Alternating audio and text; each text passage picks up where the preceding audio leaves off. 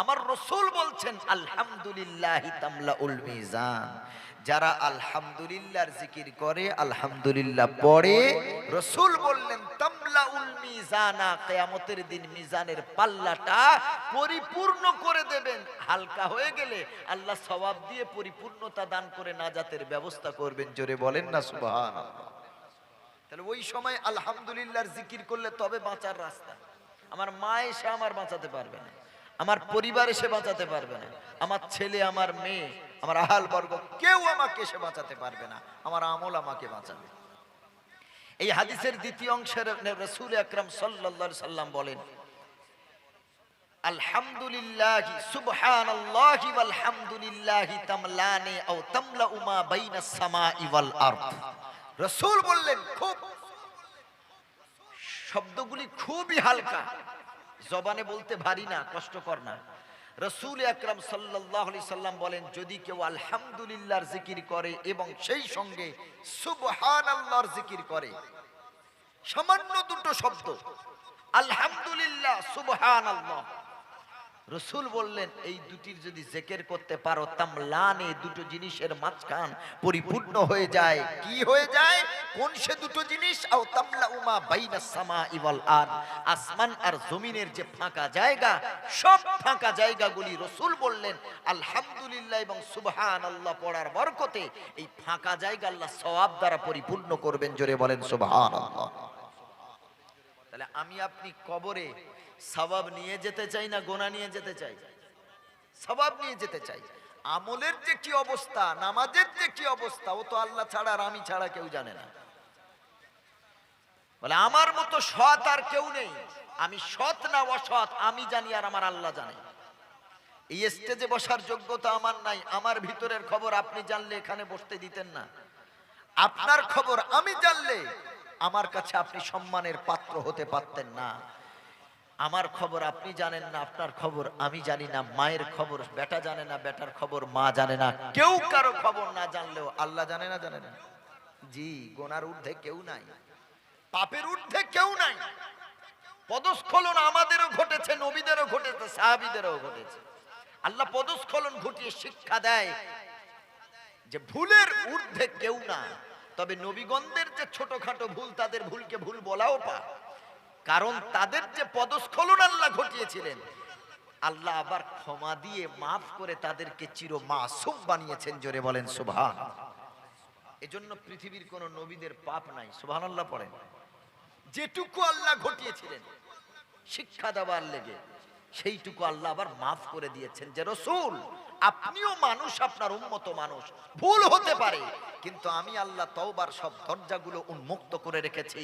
যে সময় যে পরিস্থিতিতে আমি আল্লাহ আমার কাছে ডাক ডেকে ক্ষমা চাইবে, আমি আল্লাহ ক্ষমা করে দেবো। জোরে বলেন সুবহান। আল্লাহ ক্ষমাকারী। আল্লাহ রাসূল বললেন আল্লাহ দিন রাত্রি দুটো হাত এভাবে নিম্ন আকাশে বিছিয়ে রাখে। সুবহানাল্লাহ পড়েন। আল্লাহ রাসূল বললেন সারা দিন সারা রাত ইয়াবসুতু ইয়াদাহু বিল লাইলি ওয়ান নাহার, সারা দিন সারা রাত আল্লাহ এইভাবে দুটো হাত খোলা আসমানে এভাবে আল্লাহ তাআলা বিছিয়ে রাখেন আর ডেকে ডেকে বলতে থাকেন, কে আছো পাপিষ্ঠ গুনাহগার, আমার কাছে ক্ষমা চাও, আমি আল্লাহ তোমার এমন দয়ার আল্লাহ, তোমাকে ক্ষমা করে দেব। জোরে বলেন না সুবহান। তওবার সব দরজা খোলা। পাপ তো আমরা করব, আমরা মানুষ, ভুল তো আমরা করব, আমরা মানুষ। ভুলের ঊর্ধ্বে যদি সাহাবীগণ না থাকতে পারেন, তাবিঈনগণ না থাকতে পারেন, আমরা তো অনেক দূর কি বাত হয়। আল্লাহ রাব্বুল আলামিন হযরত আদম আলাইহিস সালাম আর হাওয়া আলাইহাস সালামকে বললেন জান্নাতে ঘুরবে, জান্নাতে খাবে, জান্নাতের নাজ ও নিয়ামত তোমরা ভক্ষণ করবে, তোমরা নাজ ও নিয়ামত নিয়ে থাকবে, কিন্তু খবরদার আমি আল্লাহ জান্নাতে এমন একটা গাছ তৈরি করেছি, এই গাছের নিকটে যাবে না। দেখেন, ভুলের ঊর্ধ্বে কেউ নাই। ভুল করলেও যে ক্ষমার রাস্তা আছে এটা বোঝেন। আল্লাহ রাব্বুল আলামিন বলেন লা তাকরাবা হাদিহিশ শাজারাতা ফাতাকুনা মিনাজ জালিমিন। আল্লাহ তাআলা আদম নবী একা জান্নাতে ঘুরছেন, সঙ্গী ছাড়া ভালো লাগছে না। আল্লাহ তার পাঁজরের হাড় দিয়ে আল্লাহ তাআলা তার স্ত্রীকে বানালেন। সুবহানাল্লাহ পড়েন। পৃথিবীর প্রথম মানুষ, সারা ওয়ার্ল্ডের প্রথম মানুষ আদম নবী আলাইহিস সালাম। পুরুষদের ভিতরে সারা ওয়ার্ল্ডের প্রথম নারী হাওয়া আলাইহাস সালাম, নারীদের ভিতরে। সুবহানাল্লাহ পড়েন। প্রথম মানুষ আদম আলাইহিস সালাম। যদি বলেন এটা কি শুধু আমাদের ধর্মে, কোরআন ও হাদিসে আছে? না, যত ধর্ম আছে, যত ধর্মগ্রন্থ আছে, সব ধর্মগ্রন্থেতে লেখা আছে যে পৃথিবীর প্রথম মানুষ হলেন অ্যাডাম, আর প্রথম নারী হলেন হাওয়া আলাইহাস সালাম। সুবহানাল্লাহ পড়েন। হাদিস, Quran, Ramayan, Mahabharat, Old Testament, New Testament সব ছেড়ে দেন। এখন তো সব হাতে বড় বড় মোবাইল। গুগলে শুধু সার্চ দিয়ে দেন who is the first person of the world. পৃথিবীর ভিতরে প্রথম মানুষটাকে সার্চ দেওয়ার সাথে সাথে ওখানে দেখিয়ে দেবে অ্যাডাম এন্ড এভ। প্রথম মানুষ হলেন আদম আলাইহিস সালাম এবং তার বিবি হাওয়া আলাইহিস সালাম। জোরে বলেন সুবহানাল্লাহ। এখনই এই মুহূর্তে মোবাইলে চাপ দেন, বাংলাতে বলে দেন পৃথিবীর প্রথম মানুষটাকে, আদম নবীর নাম আসবে, তার বিবির নাম আসবে। জোরে বলেন না সুবহানাল্লাহ। অনেকে বলে মুসলমান নাকি আমরা পাকিস্তানি, এটা নাকি আমাদের দেশ না। আমরা গর্ব করে বলি এটাই হলো আমাদের দেশ, কারণ আদম আলাইহিস সালাম আর হাওয়া আলাইহিস সালামকে আল্লাহ শ্রীলঙ্কার মাটিতে পাঠিয়েছে। তখন ভারত ভাগ হয়নি, অখণ্ড ভারতে, ভারতের বুকে আল্লাহ তাআলা আমাদের পিতা, আমাদের মাতাকে আল্লাহ পাঠিয়েছেন। পিতা চলে গেছে, মা চলে গেছে, তাদের উত্তরসূরি কে হবেন? সন্তানই তো হবে। কে হবে বাবাজি? বাপ মা চলে যায়, জায়গা জমির ভাগ কে পায়? সন্তান পায়। তো আমার বাপ এসেছে ভারতের বুকে প্রথম, আমার মা এসেছে ভারতের বুকে প্রথম। তারা চলে গেছেন, তাদের সম্পত্তি, আমরা ছেলেরা বাপ মায়ের সম্পত্তিতে আমরা আছি। জোরে বলেন আলহামদুলিল্লাহ। এই দেশকে আমরা যত প্যার করি, ভালোবাসি, মহব্বত করি, আমাদের মতো ভালোবাসা পৃথিবীর কোনো জাতি দেখাতে পারবে না। কারণ এই দেশের প্রতি আমাদের ভালোবাসা আছে বলেই 5 ওয়াক্ত নামাজে কতবার যেই মাটিতে আমরা সেজদা দিই, এটা আল্লাহ ছাড়া কেউ জানে না। জোরে বলেন না সুবহানাল্লাহ। আমরা সেজদা দিই তো আমাদের দেশের মাটিতে, তো মাথা নিচু করছে আমাদের দেশের মাটিতে। ওরা ক্রিকেটার ক্রিকেট খেলতে যাবে, খেলা শুরু হওয়ার আগে দেশের মাটিতে চুমা খায়, ওরা মাথা নিচু করে শ্রদ্ধা জানায়, ভারত মাতার জয় স্লোগান দেয়। আরে তোমরা একবার মাথা নিচু করে জয় স্লোগান দাও। আর মুসলমান 5 ওয়াক্ত ফরজ না, সুন্নত, নফল, বেতের যত নামাজ আছে, প্রতি নামাজের প্রতি রাকাতে 2টো করে সেজদা। এই মাথায় কপালটা ভারতের মাটিতে ঠেকিয়ে, ভারতবর্ষ আমাদের মহব্বতের দেশ, আমরা প্রমাণ দিয়েছি। জোরে বলেন না সুবহানাল্লাহ। আর আমাদের বলে পাকিস্তান। ও ভাইরা আমার, বলতে যেটা চেয়েছিলাম, আল্লাহ রাব্বুল আলামিন আদম নবী আলাইহিস সালামকে বানালেন। পূর্ব থেকে ইতিহাসটা যদি টানি তাহলে শুনতে ভালো লাগবে, বুঝতেও ভালো লাগবে। অনেক বইয়ে লেখা আছে আদম নবীকে নাকি শ্রীলঙ্কার মাটি দ্বারা আল্লাহ তৈরি করেছে। নাউজুবিল্লাহ পড়েন। কয়েকটা বইয়ের নাম বলছি আমার চোখের সামনে যেগুলো ধরা পড়েছে।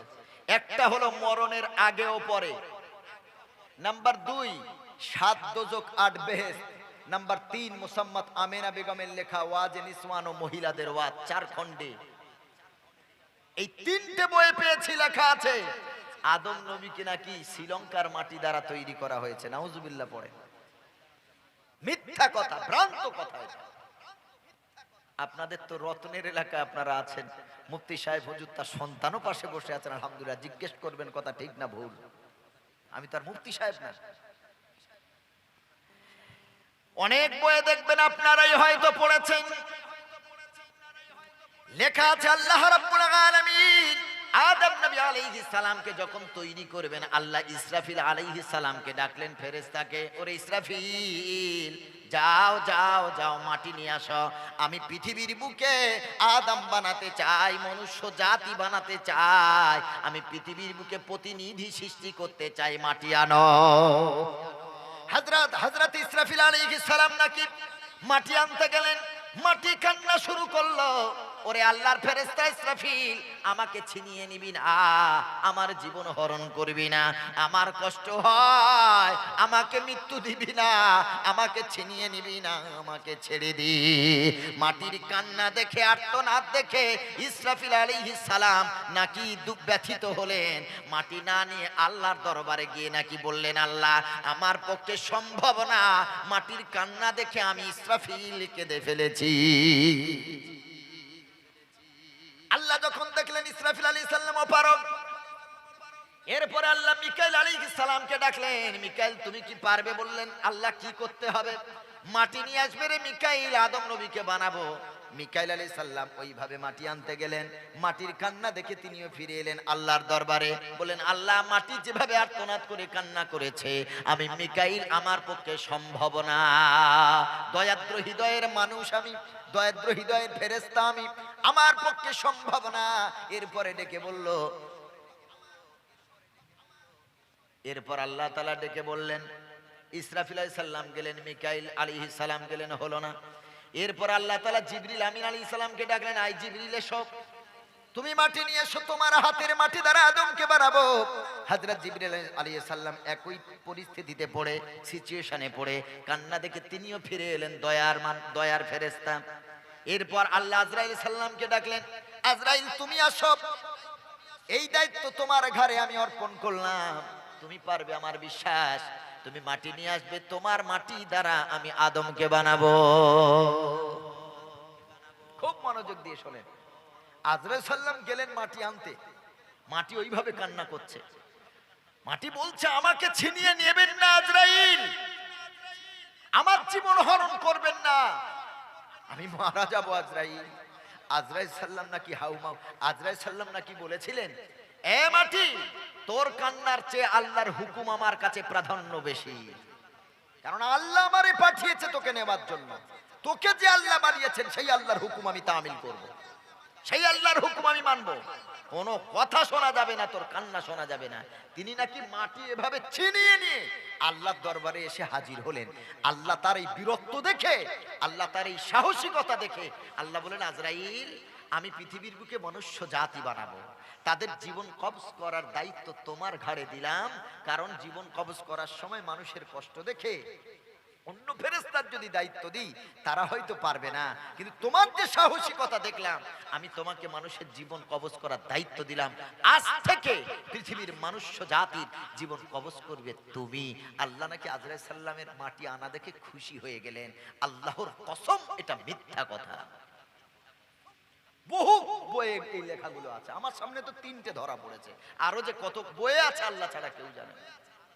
এজন্য বই কেনার সময় লেখককে আগে দেখে কিনবেন, তার কোয়ালিফিকেশন কি আছে সেগুলো দেখে কিনবেন, কোন মানহাজের কোন আকীদার সে সেগুলো দেখে কিনবেন। যদি না জানেন, এলাকার মুফতি সাহেব হুজুরদের জিজ্ঞেস করবেন, হুজুর অমুক একটা নামের বই আছে, লেখক এই মানুষটি, এই বইটা কেনা কি আমাদের জন্য ভালো হবে? পরামর্শ নিয়ে বই কিনবেন, না হয় ঈমানও ধ্বংস হবে, আকীদাও শেষ, সব শেষ হয়ে যাবে, সব শেষ হয়ে যাবে। কারণ বর্তমানে যে ফিতনার সৃষ্টি হচ্ছে, এই ফিতনার জগতে ঈমান টিকিয়ে রাখা কঠিন, ফিতনার সময় ঈমান টিকিয়ে রাখা কঠিন। খুব সাবধান, খুব সাবধান। এ বলছে তোরা এতদিন নাভির নিচে হাত বেঁধেছিস, আমাদেরটা একদম অরিজিনাল খাঁটি, সবেমাত্র তৈরি হয়েছে। এ চিন্তা করছে কি আশ্চর্য, বলে কোন হুজুর বলেছে? বলে ওই হুজুরের নাম জানিস না? বললো না, জীবনে শুনিনি। আমার বাপ, তার বাপ 14 গোষ্ঠী নাভির নিচে হাত বেঁধে নামাজ পড়লো। এখন আবার কোন হুজুর বললো আমাদেরটা জাল আর তাদেরটা একদম খাঁটি?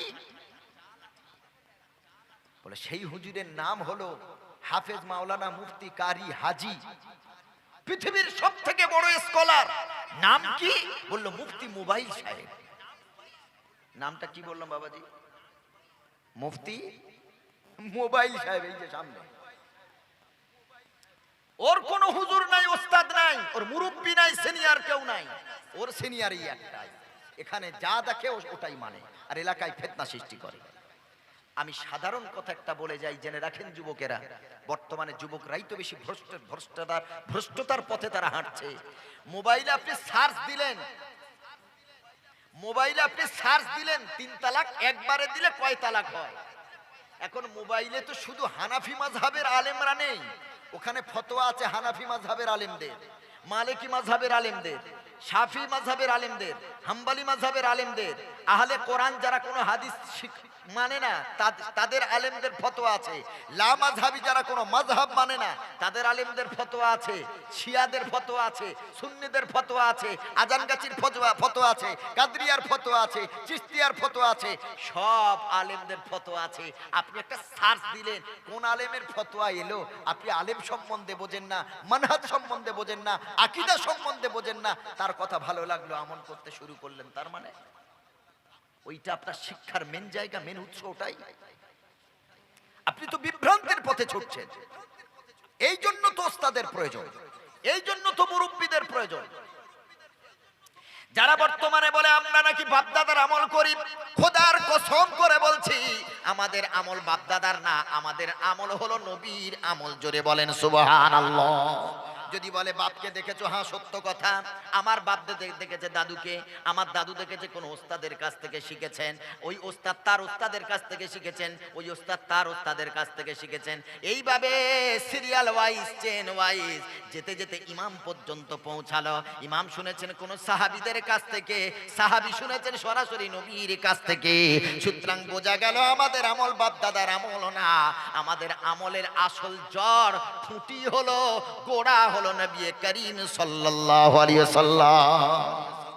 আরে আমরা শিক্ষকতা করছে, আমাদের থেকে হাদিস শুনছে আমাদের ছাত্ররা, তাদের থেকে আবার তাদের ছাত্ররা শিখবেন, তাদের থেকে তাদের ছাত্ররা শিখবেন, তাদের থেকে তার ছেলে মেয়েরা দেখবে। তো কোথায় বাপ দাদার আমল হলো আমাদের? এ তো আসছে নবীর থেকে শুরু। তবে বর্তমানে কেন ফিতনা শুরু হলো?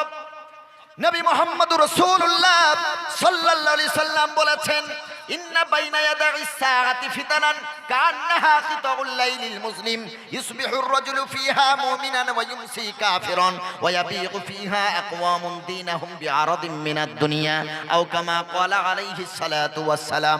আল্লাহর নবী সাল্লাল্লাহু আলাইহি সাল্লাম বলেন, সাবধান উম্মতেরা, কিয়ামতের পূর্বে এমন একটা ফিতনার আবির্ভাব হবে, ওই ফিতনা এমন হবে রাতের ঘন কালো অন্ধকারের মতো ফিতনা, আপনি বুঝতে পারবেন না কার কথা সঠিক। ওই ফিতনার সময় ইসবিহুর রাজুলু ফিহা মুমিনান, সকালবেলা একটা মানুষ থাকবে ইমানদার, ওয়া ইউমসি কাফিরন, সন্ধ্যায় হয়ে যাবে কাফের, আবার সন্ধ্যায় থাকবে ইমানদার, সকালে হয়ে যাবে কাফের।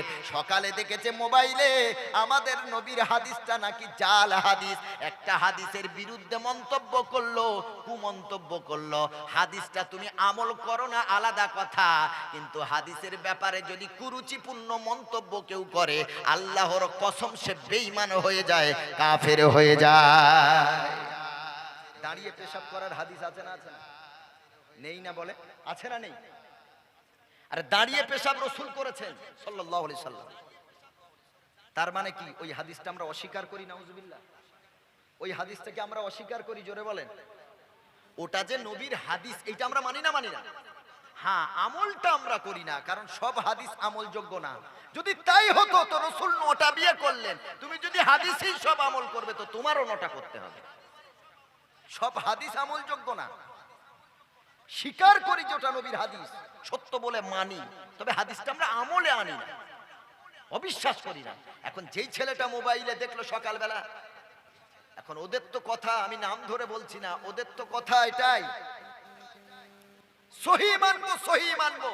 এই সহির বেড়া জালে অনেক সহি হাদিস জয়ীফ নামে তারা চালিয়ে দিচ্ছে, নাউজুবিল্লাহ। পড়ে ঈদ হচ্ছে 6 তাকবীরে, তারা পরে 12 তাকবীরে, দুটোই হাদিস আছে, অথচ তাদের মতের বিরুদ্ধে যাচ্ছে বলে 6 তাকবীরের হাদিসটা তারা জাল বলল, নাউজুবিল্লাহ। আরে জাতি, দুটো হাদিসই তো সহি, যে কোনো একটা আমল করুন। কিন্তু তুমি যেটা করছো সেটাই তোমার কাছে ঠিক, তোমার কাছে ঠিক আছে, তুমি আমারটাকে ভুল বলে আমার বিরুদ্ধে ইট পাটকেল ছোড়ো কেন? এই হিংসা কেন? ইখতিলাফ ছিল, আছে, থাকবে, মতনৈক্য ছিল, আছে, থাকবে, তবে হিংসা ছিল না সাহাবীদের ভিতরে, ইমামদের ভিতরে হিংসা ছিল না, আলহামদুলিল্লাহ। আর আমাদের বিশাল হিংসা, আমারটা ঠিক তোরটা ভুল। কি আশ্চর্য কথা! খবরদার, সাবধান, ফিতনা থেকে সাবধান। আমার রাসূল বললেন সকালবেলা ওই হাদিসটা আমল মোবাইলে দেখে, ও জোহরের নামাজটা দেখে এখন বুকে হাত বাঁধতে শুরু করেছে। বুকে হাত বাঁধার হাদিস আছে, শুরু থেকে তোমার বাপ দাদা মানছে, তুমি মানো, কেউ করবে না। হঠাৎ করে তুমি এলাকায় একটা নতুন আমল সৃষ্টি করে তোমার মাধ্যমে ফিতনা সৃষ্টি হবে, ফিতনা করাটাই তো হারাম। তুমি তো এক হাদিস মানতে গিয়ে হারাম কাজ করলে, ফিতনাটাই তো হারাম। তাহলে তুমি যখন মোবাইলে শুনে, তোমার তো হুজুর মোবাইল শুনে যখন বুকে হাত বাঁধলে, তোমার মনটা বলছে আরে এতদিন তাহলে ওই নাভির নিচে হাত বাঁধা, ছি ছি ছি ছি, এই জাল নোংরা হাদিস, এই হাদিস মানলাম, নাউজুবিল্লাহ পড়ে। খোদার কসম করে বলছি, যারা মোবাইলে শুনে নতুন করে আমল সৃষ্টি করে, ও আগে যেটা করতো ওই আমলটাকে এইরকম নোংরা মনে করে, ওর আবার ইমান থাকে কি করে? হ্যাঁ, তুমি যদি এইটা মনে করো যে ওটাও আছে হাদিস, এটাও আছে, একটা মানছি তো আলহামদুলিল্লাহ, এটা আলাদা কথা। একটা হাদিস মানতে গিয়ে নবীর আরেক হাদিসকে তুমি কটাক্ষ করো, তোমার ঈমান নাই। এজন্য রাসূল বলেছেন ইউসবিহুর রাজুলু ফিহা মুমিনান ওয়া ইউমসি কাফিরান। একজন মানুষ সকালবেলা ঈমানদার থাকবে, সন্ধ্যায় কাফের হয়ে যাবে, সন্ধ্যায় ঈমানদার থাকবে, সন্ধ্যায় সকালে কাফের হয়ে যাবে।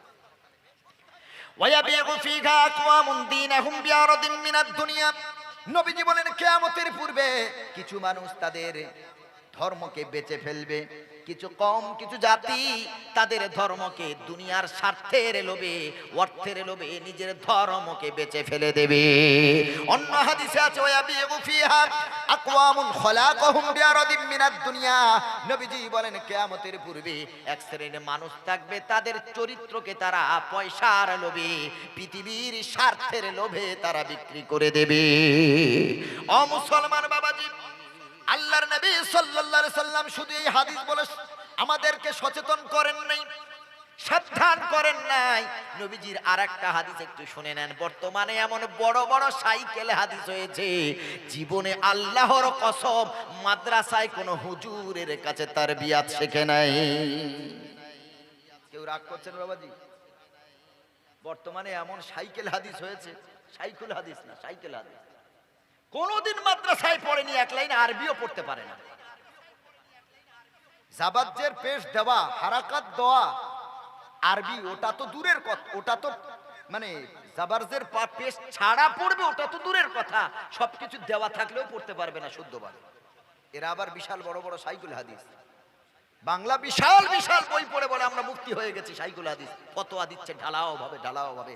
আল্লাহর কসম, এদেরই ব্যাপারে আমার রাসূল ১৫০০ বছর আগে সাবধান করে গেছেন, জাতিকে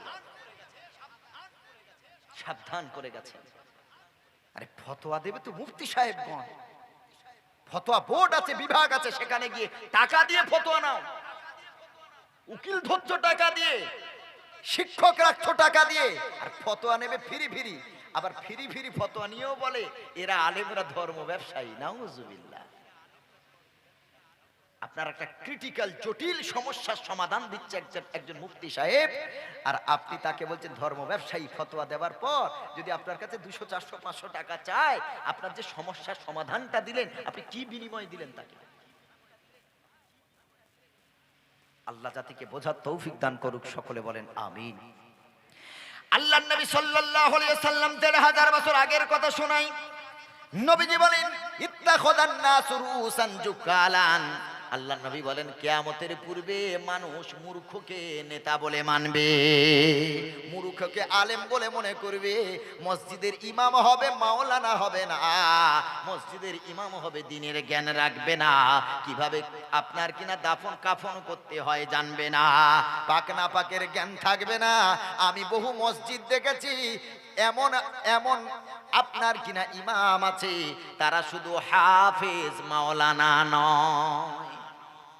এরাই তো সমাজে বিভ্রান্ত সৃষ্টি করছে। আল্লাহর নবী বলেন ইত্তাখাযান নাসু রুসান জুহালান। কিয়ামতের পূর্বে মানুষ মূর্খকে নেতার জায়গা দেবে, নেতা বলে মেনে নেবে। ফাসুইলু ফাফতাউ বিগাইরি ইলমিন। আর মূর্খকে মুফতি মনে করবে, মাওলানা মনে করবে, যে জীবনে মাদ্রাসায় পড়ে নাই। নবী বলেন তখন সে এমন করে বাংলা পণ্ডিত, আরবি জীবনেও পড়তে পারে না। নবী বলেন তাদের কাছে যখন সাধারণ মানুষ ফতোয়া নিতে যাবে, ফাফতাউ বিগাইরি ইলমিন, তারা না জেনে ফতোয়া দেবে। ফাদাল্লু ওয়া আদাল্লু, তারা নিজেরা পথভ্রষ্ট হবে আর জাতিকেও অন্ধ বানাবে। রাসূল তো বলে গেছেন, পাশে মুফতি সাহেব বসে আছে। রাসূল বললেন কিয়ামতের পূর্বে মূর্খ, তারা মাদ্রাসাতে মাওলানা হয়নি, মুফতি হয়নি, যদি বলেন মাদ্রাসাতে পড়লে তবে মাওলানা হতে হয়, তবে ফতোয়া দিতে হয়, আপনি কি জানেন? যদি বলেন নবীর জীবনে মাদ্রাসা ছিল, অবশ্যই ছিল। আসহাবে কুফা ওটা তো মাদ্রাসা, ওখানে তো সাহাবীগণ থাকতেন, শিক্ষার আদান প্রদান ঘটাতেন, পঠন পাঠন চলতো। আর সাহাবী তো নবীর অনেক ছিলেন, কিন্তু ফতোয়া সবাই দিতেন না। হাতে গোনা কয়েকজন সাহাবী ছাড়া ফতোয়া দিতেন না। ফতোয়া সবাই দিতে পারবে? এত সহজ জিনিস। চার ইমাম, ইমাম মালিক, ইমাম শাফিঈ, ইমাম হাম্বল, ইমাম আজম আবু হানিফা রহিমাহুমুল্লাহ, আল্লাহ সকলকে রহমত বর্ষণ করুন। সকলে বলেন আমিন। সকলকে আল্লাহ দয়া করুন। সকলের ঐক্য মত যে এক জায়গায় বসে 3 তালাক দিলে 3 তালাকই হয়ে যাবে একসঙ্গে। হঠাৎ করে এক শ্রেণীর মানুষ তারা এখন নতুন করে বলছে না 1000 দিলেও একটা হবে। নাউজুবিল্লাহ পড়ে। এই তো ফতোয়ার অবস্থা, এই তো ফতোয়ার অবস্থা, যেখানে 4 মাযহাবের 4 ইমাম ঐক্য করেছেন, একমত ঐক্যমত পোষণ করেছেন, ইজমা হয়েছেন, সেখানে তারা ওই কথাগুলো মানবে না। আপনি মনে করছেন ফতোয়া দেয় এত সহজে? তো একটা জিনিস উদাহরণ দিলাম, আরো যে কত আছে আল্লাহ ছাড়া জানে না। বলছে বড় যদি দামি মাছ, বাজারের সবচেয়ে দামি মাছটা, বড় মাছ যদি একটা গরিব কেনে, তাদের ফতোয়া বলছি, যদি বাজারের সব থেকে দামি মাছটা কোনো এলাকার গরিব মানুষ কেনে, তো দামি মাছ গরিব মানুষ কেনার জন্য জান্নাতে যেতে পারবে না। নাউজুবিল্লাহ পড়েন। আর জোরে বলেন না নাউজুবিল্লাহ। গায়ে লাগছে নাকি? না সেই শ্রেণীর কেউ আছেন বসে? দামি মাছ একটা গরিবের খাওয়ার ইচ্ছা হয় না বাবাজি? আরে গরিব মানুষের ইলিশ মাছ বছরে না হয় একবার খেতে ইচ্ছা হয় না? তো সে কিনলো বলে জাহান্নামে চলে গেল। কোন হাদিসে পেয়েছে ওরা? আবার ওরা বলে আমরা সহিহ হাদিস মানি। আবার বলছে একটা ধনী মানুষ যদি পুঁটি মাছ কেনে, তো তার পুঁটি মাছ কেনার জন্য সে জান্নাতে যেতে পারবে না। এই হচ্ছে ফতোয়ার অবস্থা। কোথায় আছেন বসে? এতদিন মিনহা খলাকনাকুম ওয়া ফিহা নুঈদুকুম ওয়া মিনহা নুখরিজুকুম তারাতান উখরা, এই দোয়া পড়ে মাটি দিয়েছেন, এখন বলে এটা মাটি দেওয়ার দোয়া না। কোথায় যাবেন? অথচ যে ফতোয়া দিয়েছে তার বাপ তার দাদু, তার বাপ তার দাদু, এভাবে তার 14 গোষ্ঠীকে এটাই পড়ে মাটি দেওয়া হয়েছে। ওদের ফতোয়া যদি নিত সব কটা যাবে খোদার জাহান্নামে। ঠিক যাবে না? যাবে না।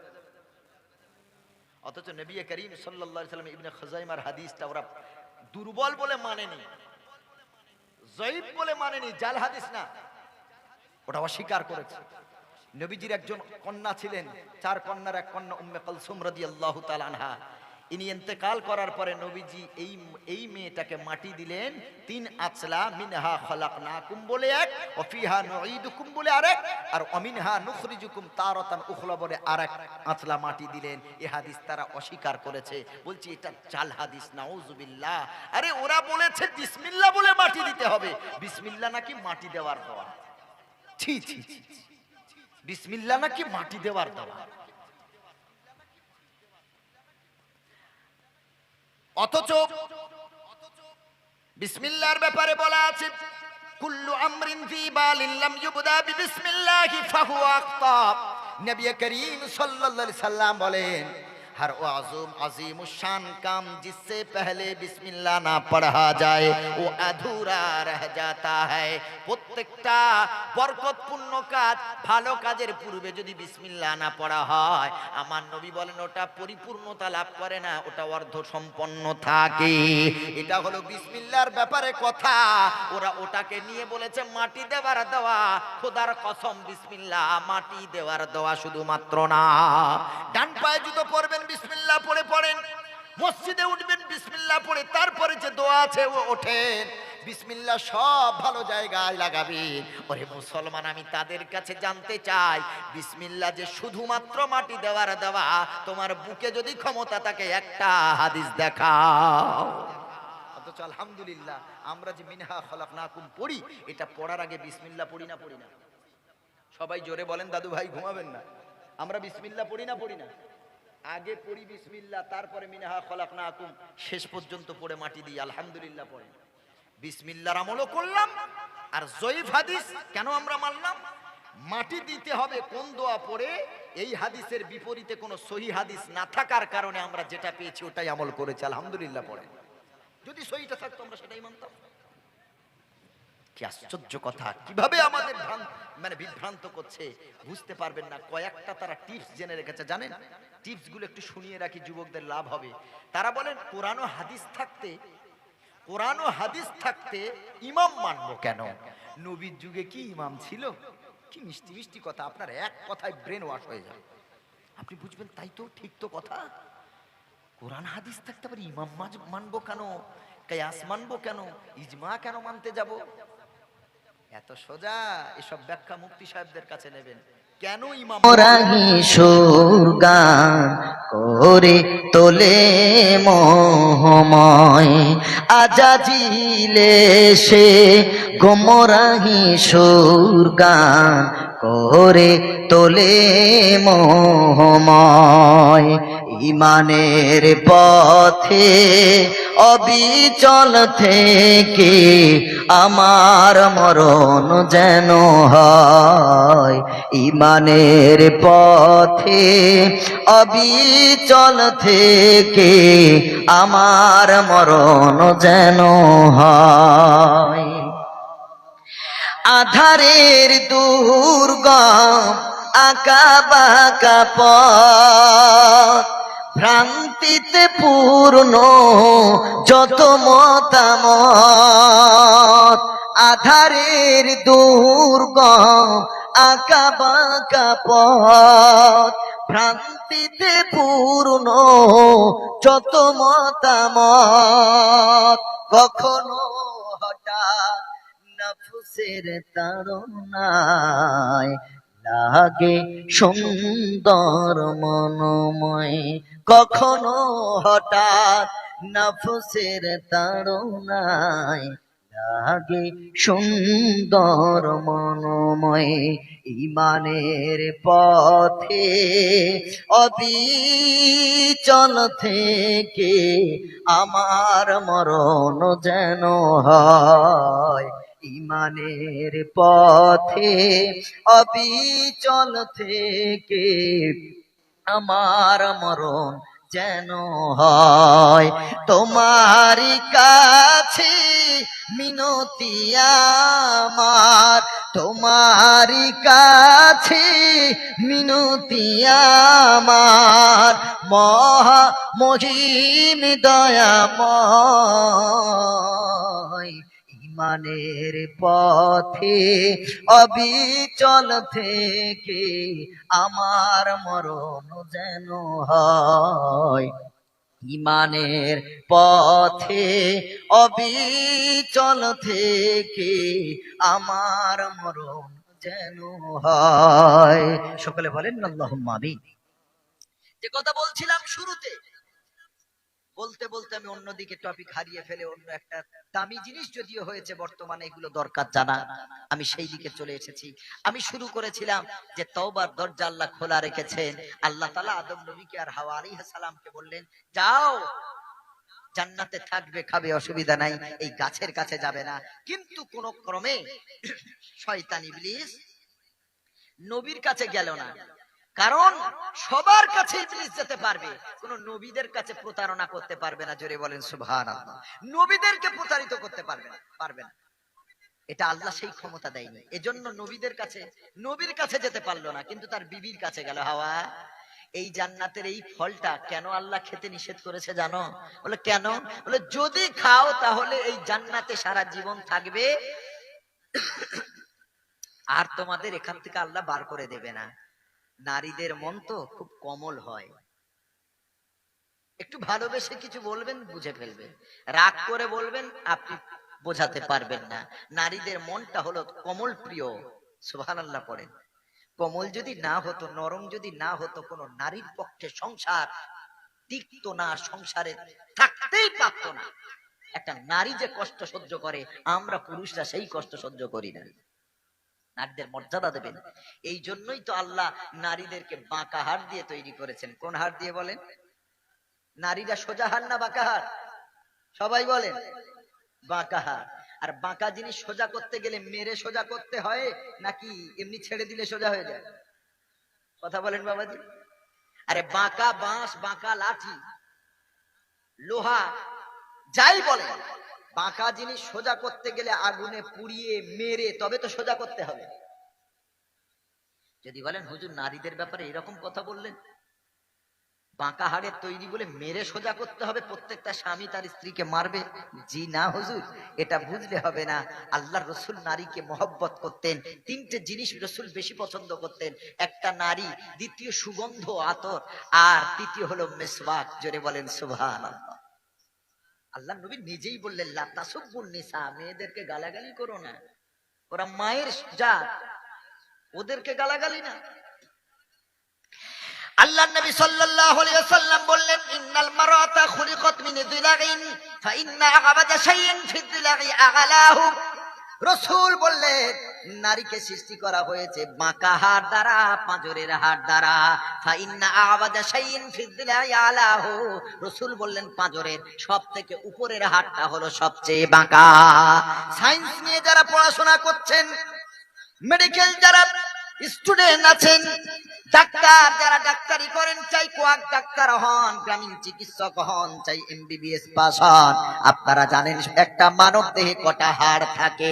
আপনাদের কাছে প্রশ্ন করি, আপনারা হয়তো জানেন না এই বিষয়টা। আল্লাহর নবীর হাদিস বলছে পাঁজরের উপরের হাড়টা হলো সবচেয়ে মজবুত এবং বাঁকা। এই হাড়টাকে মেডিকেলি নেম হলো ক্লাভিকেল। এই যে ডান দিকে আমাদের ঠিক গলার একটু নিচে দুই দিকে দুটো হাড়, এই হাড়ের নাম হলো ক্লাভিকেল। এটাই হলো সব থেকে বাঁকা এবং সব থেকে মজবুত। বিশ্বনবী মুহাম্মদ রাসূলুল্লাহ সাল্লাল্লাহু আলাইহি সাল্লাম বলেন এই পাঁজরের উপরের সব থেকে বাঁকা হাড় দিয়ে আল্লাহ নারী জাতিকে বানিয়েছেন, নারীকে বানিয়েছেন। কেন আল্লাহ বানালেন? মজবুত হাড় দিয়ে কেন আল্লাহ বানালেন? নারীরা যাতে কষ্ট সহ্য করতে পারে আল্লাহ রাব্বুল আলামিন এই জন্য নারী জাতিকে শক্ত এবং মজবুত হাড় দিয়ে বানালেন। জোরে বলেন সুবহানাল্লাহ। আল্লাহর নবী বলেন সাহাবীরা ফাইন যাহাবতা তুকিমুহু কাসারতাহু, এই বাঁকা হাড়টাকে যদি মেরে সোজা করতে চাও, কাসারতাহু, তাহলে তা তোমরা ভেঙে ফেলবে, সোজা করতে পারবে না, মেরে সোজা করা যাবে না। ওয়া ইন তারাকাহু লাম ইয়াজাল আওয়াজা, আর যদি একেবারে ছেড়ে দাও তো সোজা থেকে যা বাঁকাই থেকে যাবে, সোজা আর হবে না। খুব মনোযোগ দিয়ে শুনবেন, মারাও যাবে না, ছাড়াও, মারলে ভাঙবে, ছাড়লে কি থাকবে? বাঁকা থাকবে। সাহাবী হুজুরগণ জিজ্ঞাসা করলেন ইয়া রাসূলুল্লাহ, ইয়া হাবিবাল্লাহ, কি করব, করণীয় কি? রাসূল বললেন ফাস্তাউসু বিন-নিসা, নারীদেরকে, বিবিদেরকে নসিহত করো, নসিহত করো, নসিহত করো। নবী আর খাদিজাতুল কুবরা রাদিয়াল্লাহু তাআলা আনহা স্বামী আর স্ত্রীর যে হাদিসগুলো, কি মহব্বতের হাদিস, ওইগুলো পড়ে শোনাও না। স্বামী আর স্ত্রীর দাম্পত্য জীবন কেমন হওয়া দরকার, মার্কেটে বহু কিতাব পাওয়া যায়, ওইগুলো তাদের হাতে তুলে দাও, তারা পড়বে। আমার নবীজির সঙ্গে বিবিদের কি সম্পর্ক ছিল, যত তারা পড়বে তত তারা বুঝবে। নবী বলেন মারাও যাবে না, ছাড়াও যাবে না, নসিহত করো। একদিন, দুই দিন, তিন দিন কিতাবে তালিম দাও। প্রতিদিন নারীদেরকে নিয়ে, মেয়েদেরকে নিয়ে, বাচ্চাদেরকে নিয়ে বাড়িতে 5 মিনিট হলেও তালিম দাও।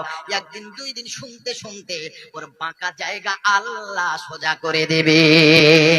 টাকা গোল, পয়সা গোল, গোল আলু গোল, তার চেয়ে আরো গোল মনের গন্ডগোল।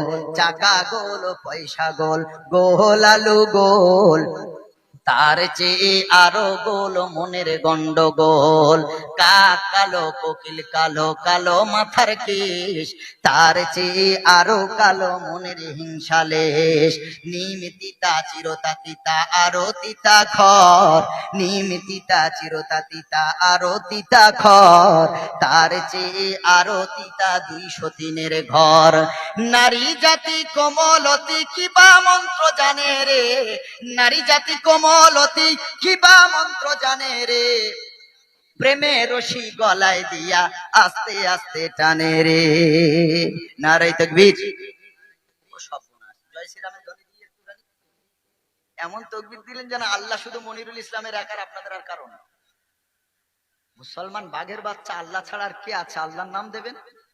তারা ইউনিটি করেছে, তারা ঐক্যবদ্ধ হয়েছে। একজন জয় শ্রীরামের ধ্বনি দিলে সবাই উচ্চ আওয়াজ দেয়, আর আমরা এমন আওয়াজ দিলাম যেন ওদের রামের চেয়ে আল্লাহ দুর্বল। নাউজুবিল্লাহ। আল্লাহ আমার, আল্লাহ আপনার, আল্লাহ সকলের। আল্লাহ বলেন কালিমাতুল্লাহি হিয়াল উলিয়া, পৃথিবীতে যত ধ্বনি আছে কালিমা আছে সব থেকে আল্লাহ নামের ধ্বনিটা হলো উচ্চ। জোরে বলেন সুবহানাল্লাহ। একটু জোরে তাকবীর দেন, নারায়ে তাকবীর, নারায়ে তাকবীর। নারীর ফিতনায় পড়বেন না, জীবন পয়দা হয়ে যাবে। নারীর ফিতনায় পড়লে মাস গেলে মাইনে তো পাবেন ঠিকই, ঘরের দোয়ার পর্যন্ত আসবে না।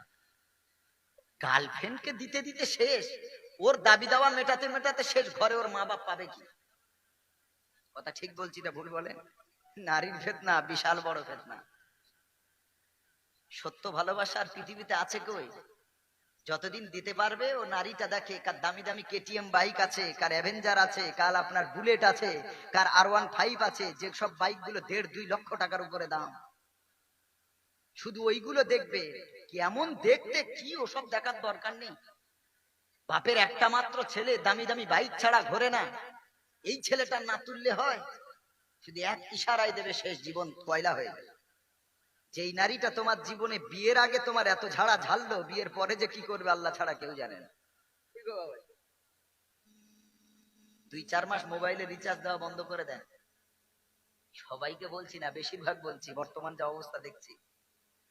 ও মেয়েটার রিচার্জ করে দেবে, ওর বাপ নাই, মরে গেছে, ওর দাদা নেই, চলে গেছে, ওর পরিবারে কেউ নেই, রিচার্জ করে দেবে কে? ওর বয়ফ্রেন্ড।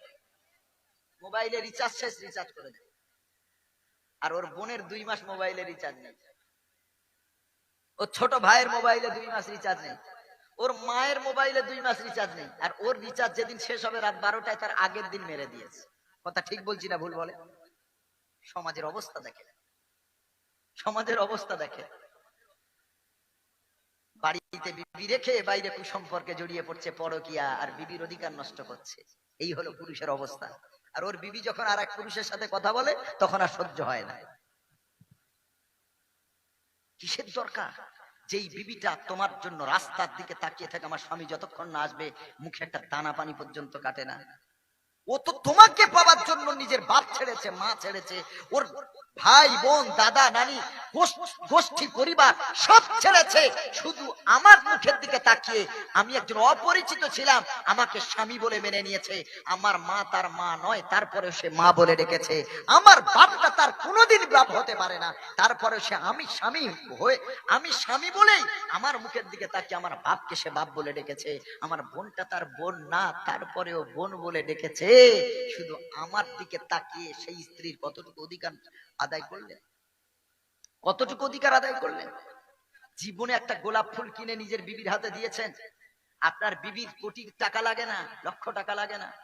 নারীদের ছোট্ট ছোট্ট আশা থাকে, আকাঙ্ক্ষা থাকে, ছোট্ট ছোট্ট চাওয়া থাকে, নারীদের ছোট্ট ছোট্ট ইচ্ছা থাকে। সেই ইচ্ছাগুলো অনেক বড় না।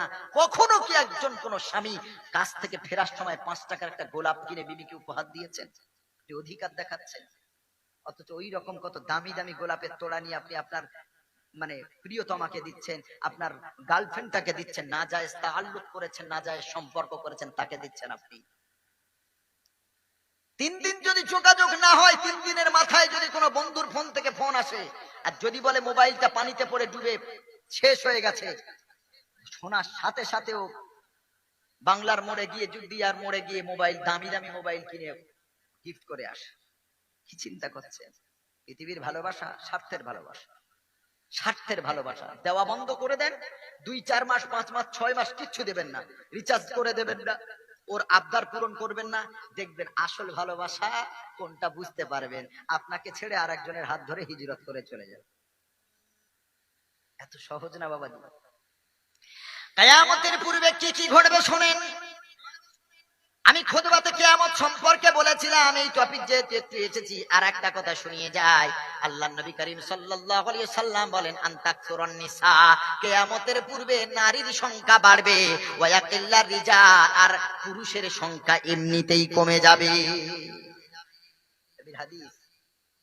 বিভিন্ন দেশে দেখবেন পুরুষের চেয়ে নারীর সংখ্যা অধিক। আমেরিকা বলুন, আরো অন্যান্য দেশ আছে, পুরুষের চেয়ে নারীর সংখ্যা বেশি। আল্লাহ নবী বলেন, কিয়ামতের আগে পুরুষের চেয়ে নারীর সংখ্যা বেড়ে যাবে, নারী হবে বেশি, সন্তান নারী, মেয়ে সন্তান বেশি জন্ম লাভ করবে। কিছু করার নাই, ওটা কার হাতে? ওটা কার হাতে বলে? ওটা আল্লাহর হাতে। কত পরিবার মেয়ে হচ্ছে বলে তালাক দিচ্ছে, আস্তাগফিরুল্লাহ। বাচ্চা হয় না বলে স্ত্রীর উপরে নির্যাতন, আর ও তো আল্লাহর হাতে, গাইনোকোলজিস্টের হাতে ওটা নাই, ও তো উসিলা। ওটা নারী বিশেষজ্ঞ, স্ত্রী বিশেষজ্ঞের হাতে নাই, ওটা ও আল্লাহর হাতে। আল্লাহ বলেন ইয়াহাবু লিমান ইয়াশাউ ইনাসা, আমি আল্লাহ যাকে চাই মেয়ে দান করি, ওয়া ইয়াহাবু লিমান ইয়াশাউ যুকুর, আমি আল্লাহ যাকে চাই পুত্র দান করি, ওয়া ইয়াজআলু মান ইয়াশাউ ইউযাব্বিজুহুম যুকরানা ওয়া ইনাসা, আমি আল্লাহ যাকে চাই ছেলেও দান করি মেয়েও দান করি, ওয়া ইয়াজআলু মান ইয়াশাউ আকিমা, আবার আমি আল্লাহ চাই যাকে চাই ছেলেও দিই না মেয়েও দিই না, বন্ধা করে রাখি। ডাক্তারের হাতে না। তবে তাহাজ্জুদ পড়ে যদি কেউ কোনো জিনিস চায়, আমি মনিরুল ইসলাম বলে যাচ্ছি, তাহাজ্জুদ পড়ে যে মানুষ দোয়া চায়, ওই দোয়াটা আল্লাহ কবুল না করে ফেরায় না। জোরে বলেন সুবহানাল্লাহ। কখনো কি বাচ্চা হয় না বলে তাহাজ্জুদ পড়েছেন আল্লাহর কাছে? কখনো একটু সালাতুল হাজাত পড়ে কেঁদেছেন যে আল্লাহ তুমিই তো বড় ডাক্তার, তুমিই তো আইদা মারিদ তুফাহুয়া ইয়াশফিন, রোগ দেওয়ার মালিক তুমি, আরোগ্যের মালিকও তুমি, আল্লাহ একটা সন্তান দাও না গো আল্লাহ? কখনো কি এভাবে চেয়েছেন আল্লাহর কাছে যে আল্লাহ মেয়ে হচ্ছে একটা পুত্র সন্তান দেন?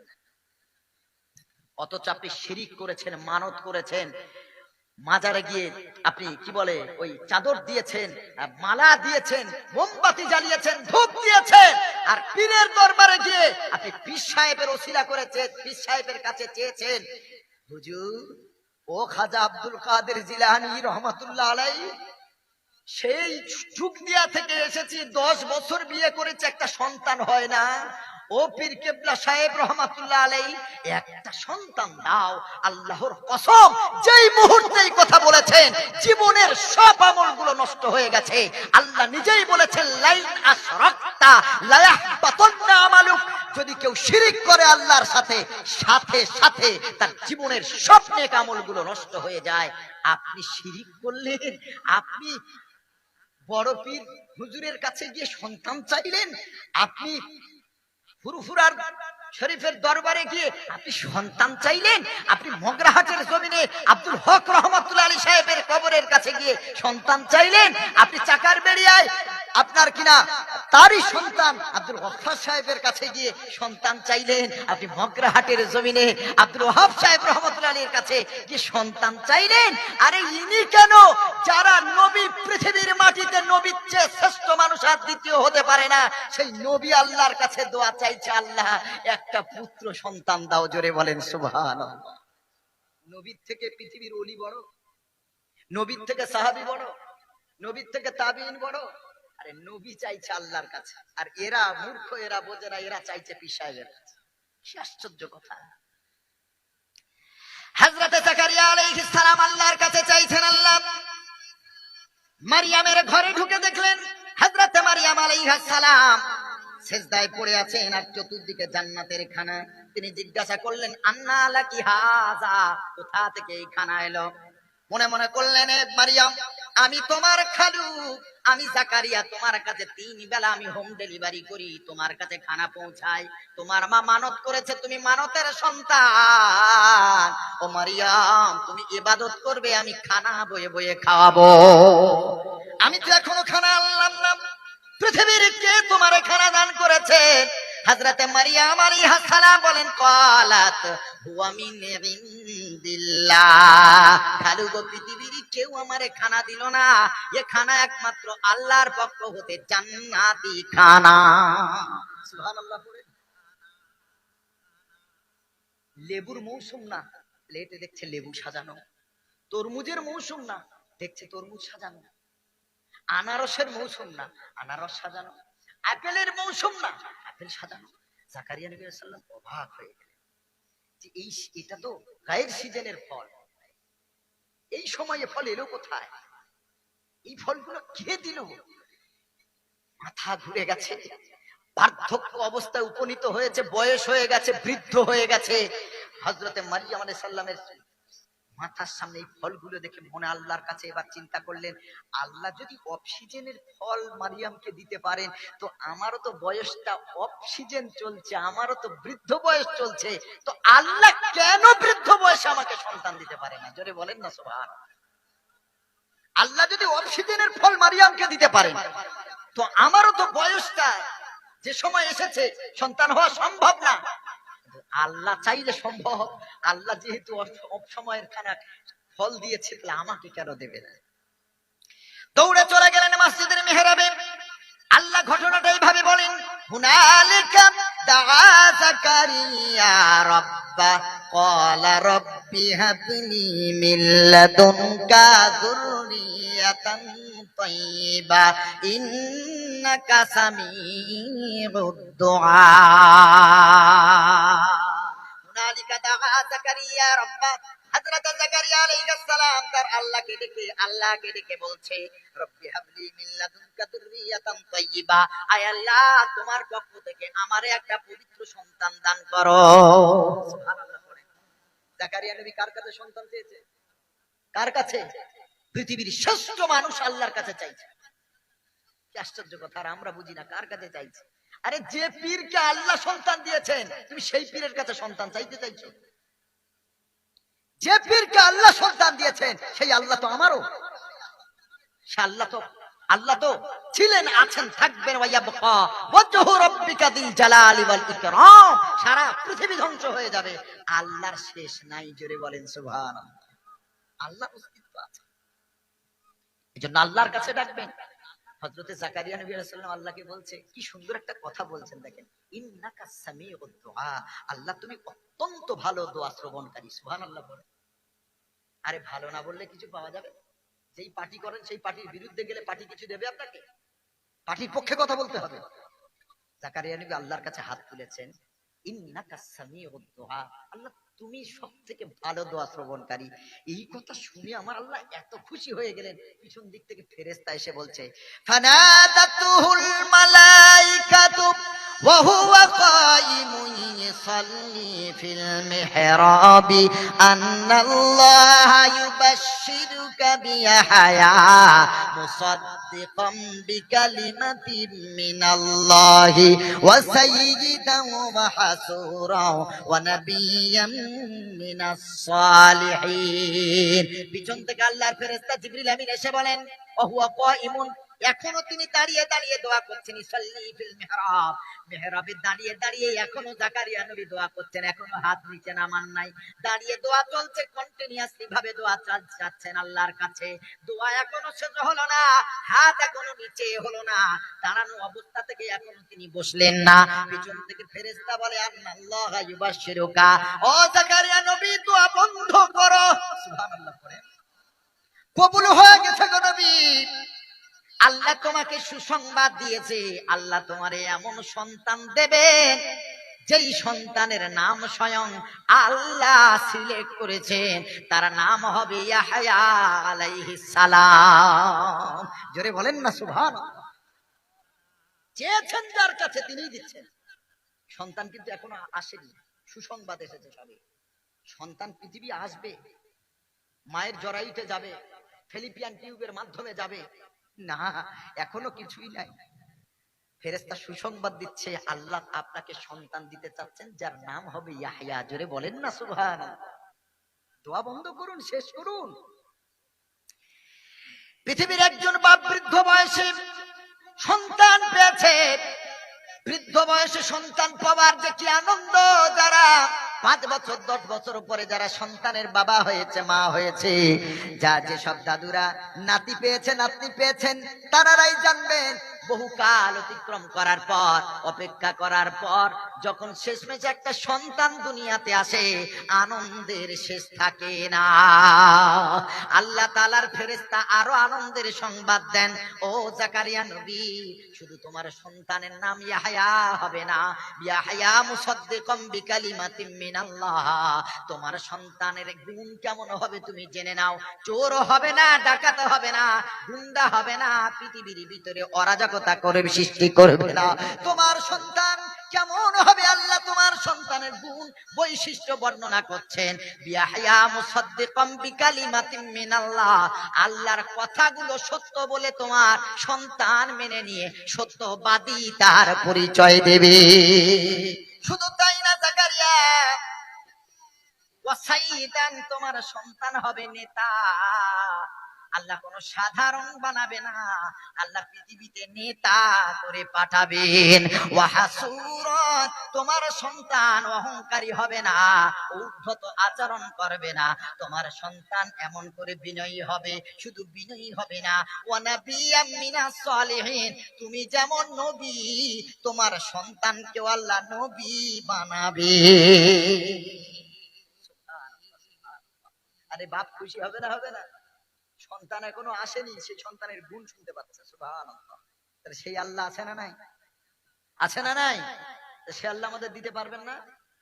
অতীব গভীর হয় রজনী যখন নীরবে খোদার নাম জপিও তখন, অতীব গভীর হয় রজনী যখন নীরবে খোদার নাম জপিও তখন, আল্লাহকে যদি তুমি পাইতেই চাও, আল্লাহকে যদি তুমি পাইতেই চাও, গভীর রাতে উঠে তার গুণগান গাও।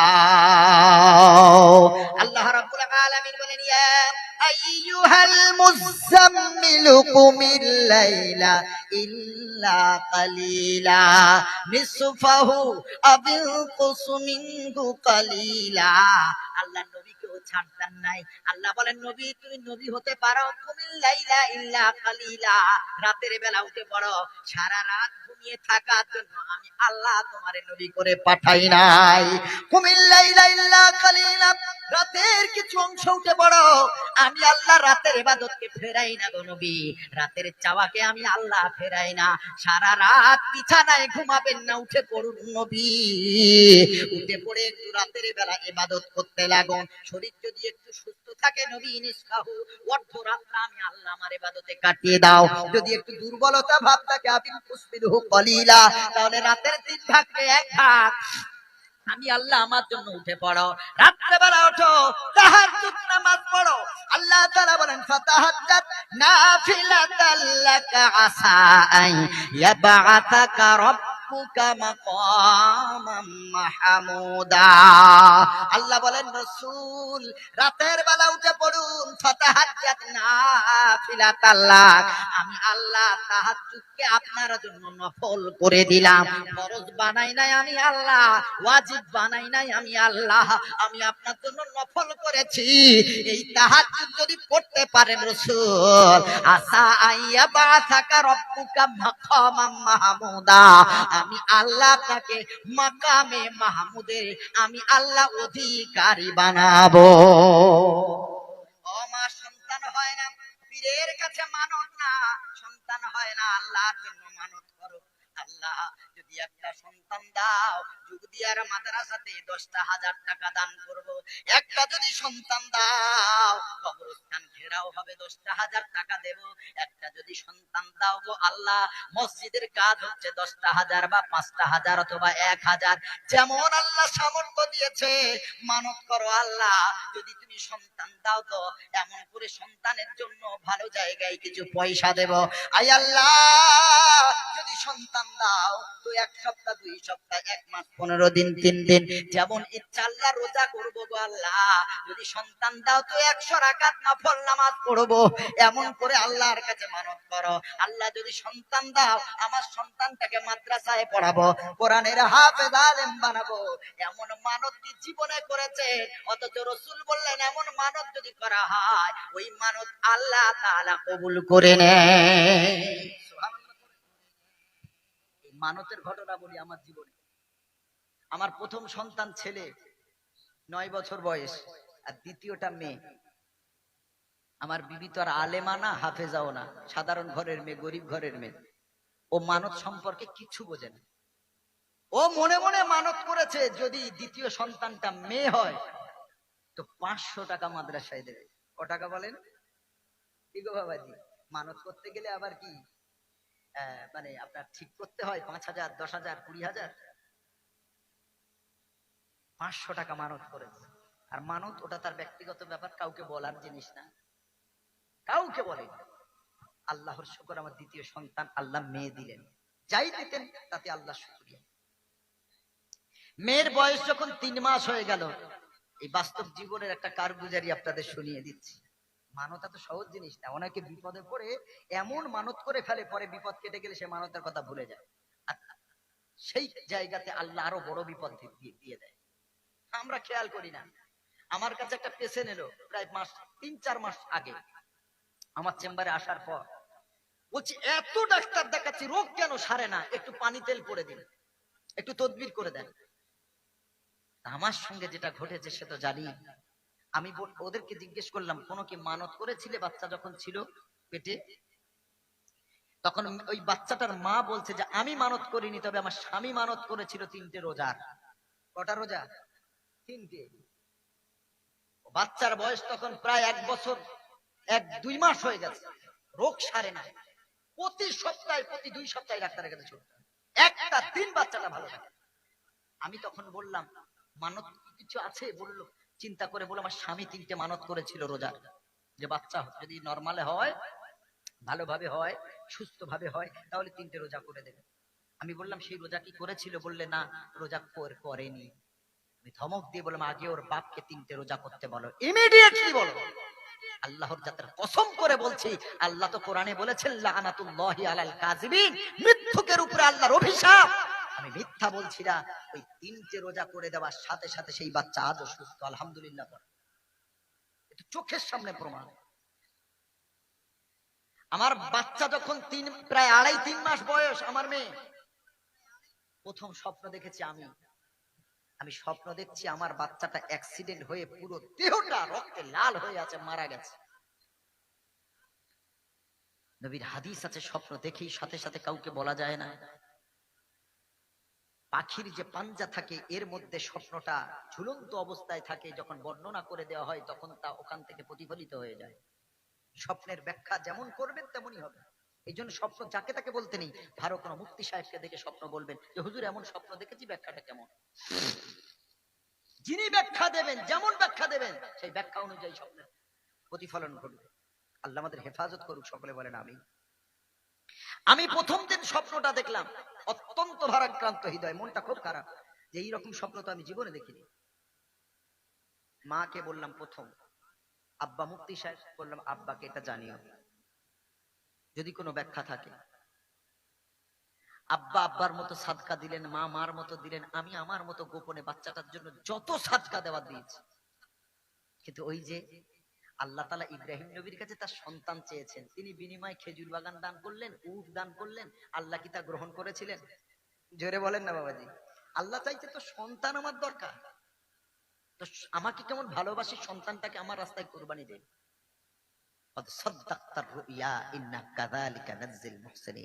তিনি তার স্বপ্নটাকে জীবনে বাস্তবায়ন করেছিলেন, সুবহানাল্লাহ।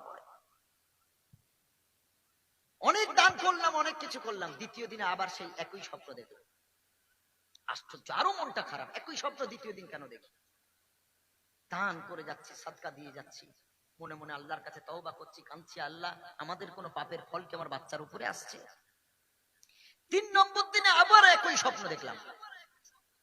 এবার তো আর মন সয় না, ঝরঝর করে কাঁদছে, আল্লাহর কাছে দোয়াচ্ছে, আল্লাহ আমার বাচ্চাকে তুমি তুলে নিও না।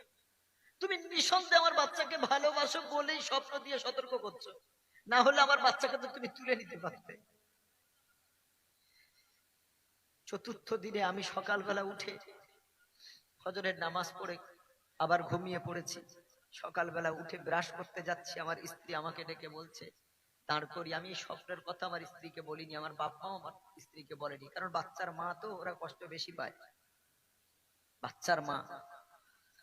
চতুর্থ দিন আমার স্ত্রী সেম স্বপ্ন, একই স্বপ্ন দেখে আমাকে যখন দাঁড়িয়ে বলছে যে হাফেজ সাহেব এইরকম একটা স্বপ্ন দেখলাম, আল্লাহর কসম আমি এখন এই ঘটনা বলছি আমার শরীরের লোম সোজা হয়ে যাচ্ছে। আমি ওই জায়গায় দাঁড়িয়ে ঝরঝর করে কেঁদে ফেলেছি যে আমার আল্লাহ কি বোঝাতে চাচ্ছেন, কি বলতে চাচ্ছেন। আমাকে স্বপ্ন দেখিয়ে যখন রাস্তা আমি খুঁজে পাইনি, আমার বিবিকে ওই স্বপ্ন দেখাচ্ছে, তাহলে নিঃসন্দেহে আল্লাহ কিছু বলতে চাচ্ছেন যেটা আমার মাথায় আসছে না। আমার আল্লাহর লাখ কোটি শুকরিয়া, ওই মুহূর্তে আমার মাথায় ওই মানতের কথাটা যেন কিভাবে চলে এসেছে আমি বলতে পারবো না। সাথে সাথে আমার মাথায় এলো, আমি ওকে জিজ্ঞেস করলাম, হ্যাঁ গো তুমি কি মানত করেছো কোনো? আল্লাহর লাখ শুকরিয়া, ওই সময় যে মানতের কথা আমার মাথায় আসবে, এ তো হাদিসে পড়েছি, জীবনে ঘটেনি, তো বিশ্বাস কেমন করে হবে? ইব্রাহিম নবী আল্লাহকে বিশ্বাস করতেন যে সব ক্ষমতা আল্লাহর আছে, তারপরেও আল্লাহকে জিজ্ঞেস করছেন, আল্লাহ কাইফা তুহয়িল মাউতা, কিভাবে জীবিতকে মৃত বানাও, মৃতকে জীবিত বানাও? আল্লাহ বলছেন ক্বালা আওয়ালাম তুমিন, তুমি কি বিশ্বাস করো না? ইব্রাহিম নবী আলাইহিস সালাম বললেন, আল্লাহ বিশ্বাস তো করি, কিন্তু যদি দেখাতেন লিয়াতমা ইন্না কলবি, আমার অন্তরটা প্রশান্তি লাভ করত, আমার বিশ্বাস আরো দৃঢ় হতো। আল্লাহ বলেন ঠিক আছে, ক্বালা ফাখুয আরবাআতাম মিনাত তায়র ফাসুরহুন্না ইলাইক সুম্মা জাআল আলা কুল্লি জাবালিন মিনহুন্না জুজআ সুম্মা দুহুন্না ইয়াতিনাকা সায়া। এই লম্বা ঘটনা আছে। আল্লাহ বলেন 4 ধরনের পাখি আনো। ময়ূর আসলো, কবুতর আসলো, চড়ুই আসলো, মোরগ আসলো। এই মোরগের জায়গায় আরেকটা কথা আছে, কেউ বলেছেন কাক এসেছে। 4 ধরনের পাখিকে জবাই করা হলো, পালকগুলো ছড়িয়ে হাওয়াতে উড়িয়ে দেওয়া হলো, গোস্তগুলোকে ফাসুর হুন্না, যেমন কিমা হয় ওইভাবে টুকরো টুকরো টুকরো করা হলো, করে নিয়ে 4টে পাখির গোস্ত এক জায়গায় মিশিয়ে দেওয়া হলো। মিশিয়ে দেওয়ার পর ওই প্রত্যেকটা অংশ 4টে ভাগ করা হলো, 4টে ভাগ করে 4টে পাহাড়ের উপরে রেখে আসা হলো। এরপর আল্লাহ বললেন সুম্মা দুহুন্না ইয়াতিনাকা সায়া, প্রত্যেকটা পাখির নাম ধরে ডাকো। ইব্রাহিম নবী দূর থেকে দাঁড়িয়ে তিনি বলছেন, এই কবুতর আয়, এই চড়ুই আয়, এই মোরগ আয়, এই ময়ূর আয়। খোদার কসম, কোরআন সাক্ষী 3 নম্বর পারার 2 নম্বর পৃষ্ঠাটা পড়ে দেখবেন, কি সুন্দর কথা, কত সুন্দর কথা আল্লাহ বলেছেন। পালকগুলো হাওয়ায় উড়িয়ে দেওয়া হলো, বস্তুগুলো সব এক জায়গায় মিশিয়ে দেওয়া হলো, কোনটা ময়ূরের কোনটা কবুতরের চেনার আর উপায় নাই। নাম ধরে ডাকার সাথে সাথে যে যার পালক সে তার সাথে লেগে গেল, যে যার গোস্ত হাড় গুলো তার সাথে লেগে গেল। সব ডাকার সাথে সাথে ময়ূর এসে হাজির, কবুতর এসে হাজির, চড়ুই এসে হাজির, মোরগ এসে হাজির। জোরে বলেন না সুবহানাল্লাহ। হযরত ইব্রাহিম কি তাহলে কি বিশ্বাস করতেন না আলাইহিস সালাম? আল্লাহকে বিশ্বাস করতেন, তারপরেও আল্লাহ নমুনা দেখতে চেয়েছিলেন। আমি বললাম তুমি কি কোনো মানত করেছো? এই জন্য হাদিসে পড়েছি, বিশ্বাস করেছি, কিন্তু জীবনে ঘটেনি বলে বিশ্বাস অত দৃঢ় ছিল না। এই কথা বলার পর প্রথমে বলল, না আমার তো কোনো মানত তেমন মনে পড়ে না। আমি খুব মনে করো, আমি তো মানত করিনি, শিওর। মানত করলে তো আমার মনে থাকার কথা, আর মানত করার কোনো পরিস্থিতিও আমার আসেনি। একটু চিন্তা ভাবনা করে তখন বলল, হ্যাঁ আমি একটা মানত করেছিলাম, আমার এই দ্বিতীয় সন্তানটা যদি মেয়ে হয়, কারণ প্রায় মায়েদের একটি ইচ্ছা থাকে প্রথম সন্তান যদি ছেলে হয় দ্বিতীয় সন্তানটা মেয়ে হোক, এটা বেশিরভাগ ইচ্ছা, তবে আল্লাহর হাতে সব। বললো আমার দ্বিতীয় সন্তানটা যেন মেয়ে হয়, এই জন্য আমি 500টা টাকা মানত করেছিলাম মাদ্রাসায় দেব। আমি ধমক দিয়ে বললাম, ইমিডিয়েটলি 500টা টাকা তুমি দিয়ে দাও, এখনই তুমি এই মানতটা পূরণ করো। সেই দিনেই আমার মাদ্রাসাতে 500 টাকা দান করলেন। আল্লাহ রাব্বুল আলামিন সামান্য 500টা টাকা গো, কিন্তু আমার আল্লাহ কত ভালোবাসে। 500 জায়গায় তো 50,000 দান হয়ে গেছে, আরো বেশি। আমার আল্লাহ নিলেন না, আল্লাহ বলেন ওই 500টাই আমার দরকার, ওইটা মানত করেছিস কেন? মানত যখন করেছিস পূর্ণ করা ওয়াজিব হয়ে গেছে, তাহলে মানত করতে গেলে সাবধান। মানত করবেন, আমার মা বোনদেরকে বলবো, বাচ্চা দেওয়ার মালিক আল্লাহ, সন্তান দেওয়ার মালিক আল্লাহ। আপনার 3টে মেয়ে, একটা ছেলে দরকার, আপনার যেমন পয়সা আছে আপনি মানত করেন, আল্লাহ আমার 3টে মেয়ে, এই জন্য শাশুড়ির অত্যাচার, ননদের অত্যাচার, স্বামীর অত্যাচার সহ্য করতে পারি না, আল্লাহ আমার একটা পুত্র সন্তান দিও। মনের ভিতরে একটা মানত আস্তে করে করে নেন, আল্লাহ কবুল করে নেবেন। আর রাত্রেবেলা নামাজ পড়ে আল্লাহর কাছে দোয়া চান যে আল্লাহ তুমি তো দেনেওয়ালা মালিক, তোমার কাছে চাইছি তুমি আমাকে দান করো। তোমার যত বড় রোগ হোক, আপনার গাইনোকোলজিস্ট তোমার রিপোর্ট করে দেখছে থাইরয়েড অনেক হাই, রিপোর্ট করে দেখছে প্রোল্যাকটিন হরমোনের অনেক কম আছে, রিপোর্ট করে দেখছে প্রোজেস্টেরন হরমোনের ঘাটতি আছে, বাচ্চা হওয়া সম্ভব না। মাসাধিক কাল, মাসের উপরে মাস প্রোজেস্টেরন হরমোন জাতীয় মেডিসিন তোমাকে দেওয়া হচ্ছে, ওতে খেয়ে যাও, বছর বছর সন্তান আল্লাহ চাইলে দেবে। ফটক পেটের আল্ট্রাসোনোগ্রাফি করে দেখছে ফ্যালোপিয়ান টিউব ব্লক হয়ে আছে, বাচ্চা হওয়ার কোনো সম্ভাবনা নাই। বলছে যদি একটা ব্লক হতো তারপরেও না হয় কোনোভাবে সম্ভব থাকতো, 2টো টিউবই ব্লক, বাচ্চা হতেই পারে না। তোমার ওভারিয়ান সিস্ট আছে, তোমার বাচ্চার ঘরে চর্বি জমেছে, সিস্ট হয়েছে, বাচ্চা হবে না, সিস্ট অনেক বেশি হয়েছে। বাচ্চা হবে না মানে দেওয়ার মালিক কে?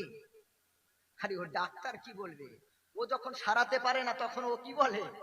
যখন দেখে পেশেন্ট আর আমার দ্বারাই উদ্ধার হবে না, আমার দ্বারা সারবে না, তখন ডাক্তার বলে we are doctor, doctor tips Almighty Allah cures. ডাক্তার তখন নিজের দুর্বলতা প্রকাশ করে বলে আমরা তো শুধু ট্রিটমেন্ট করি, অলমাইটি আল্লাহ গড ঈশ্বর কিওরস। পবিত্র আল্লাহ ঈশ্বর সেই তো সারায়, আমরা শুধু ট্রিটমেন্ট করি। এই ডাক্তাররা শেষে এই কথাটাই বলতে বাধ্য হয়।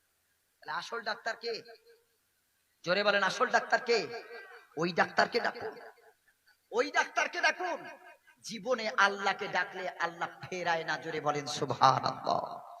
আল্লাহ রাব্বুল আলামিন বলেন ওয়াইদা সালাকা ইবাদি আন্নি ফাইন্নী করিব উজিবু দাওয়াতাদ দাঈ ইযা দাআন।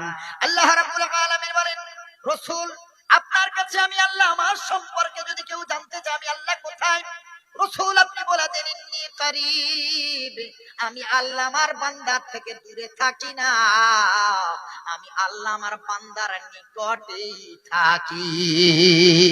উজিবু দাওয়াতাদ দাঈ ইযা দাআন। আল্লাহ বলে যখন কোন দোয়া আহ্বানকারী, যখন কোন দোয়াকারী আমার কাছে দোয়া চায়, আমার কাছে কিছু চায়, আমি আল্লাহ তার চাওয়াটাকে পূরণ করে দিই। জোরে বলেন সুবহানাল্লাহ। আমাদের আল্লাহ আমাদের থেকে দূরে থাকেন না।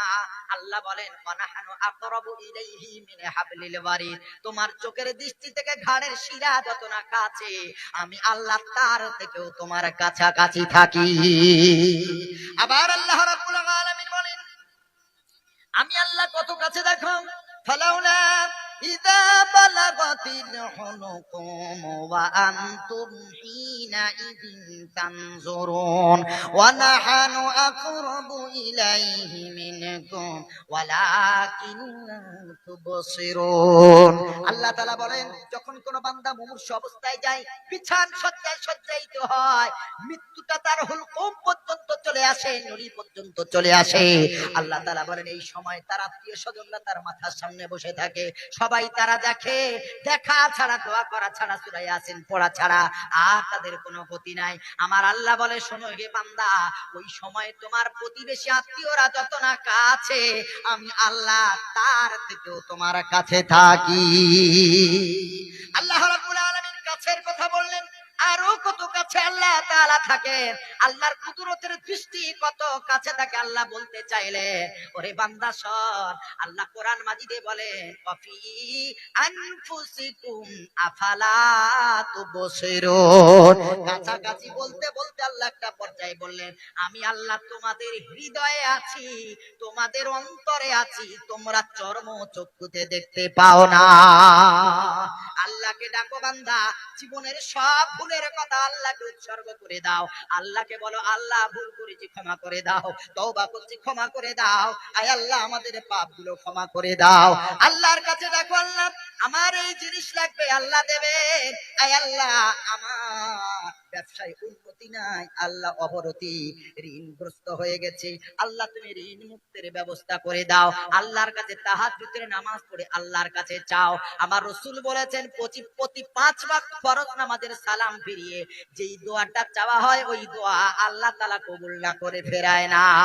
রাসূল বলেছেন আযান যখন হবে, আযানের পরে যে দোয়াটা করা হয় ওই দোয়াতে আল্লাহ রাব্বুল আলামিন কবুল করে নেন। রাসূল বলেছে তাহাজ্জুদের পরে দোয়া কবুল হয়। রাসূল বলেছে প্রতি নামাজের সিজদায় আল্লাহ তাআলা দোয়া কবুল করেন। এজন্য করে নামাজ পড়ে আল্লাহর কাছে দোয়া চান, আমার আল্লাহ বিনে দেওয়ার ক্ষমতা আর কারো হাতে নাই। সব রিপোর্ট ভুল, সব রিপোর্ট তারা দেখে বললে হবে না। আমার আল্লাহ বলে আমার কাছে চারে বান্দা, যদি তোর রিপোর্ট দেখে সন্তানের অ্যানালাইসিস যদি করা যেত, যদি ডাক্তার তোর রিপোর্ট দেখে অ্যানালাইসিস করে যদি তোকে 100% বলতে পারতো, তবে বল রে বান্দা, যদি বলিস শুক্র আর ডিম্ব ছাড়া বাচ্চা হয় না, যদি বলিস শুক্রাণু আর ডিম্বাণু ছাড়া বাচ্চা হওয়া সম্ভব না, তবে বান্দা তোরের কাছে প্রশ্ন করি, পৃথিবীর যেই মানুষটাকে আমি আল্লাহ প্রথম বানিয়েছি, তার তো মাও ছিল না, বাবাও ছিল না, কোনো সহবাসের মাধ্যমে সে তো আসে নাই। আমি আল্লাহ সারা পৃথিবীর মাটি দ্বারা আমি আল্লাহ আদম নবীকে বানিয়েছি। আমার ক্ষমতা দেখো, আল্লাহ বলছেন আমার ক্ষমতা দেখে রে বান্দা, যদি যদি শুক্রাণু আর ডিম্বাণু ছাড়া বাচ্চা হবে না, যদিও আল্লাহ শুক্র আর ডিম্বর কথা সূরা দাহারে বলেছেন।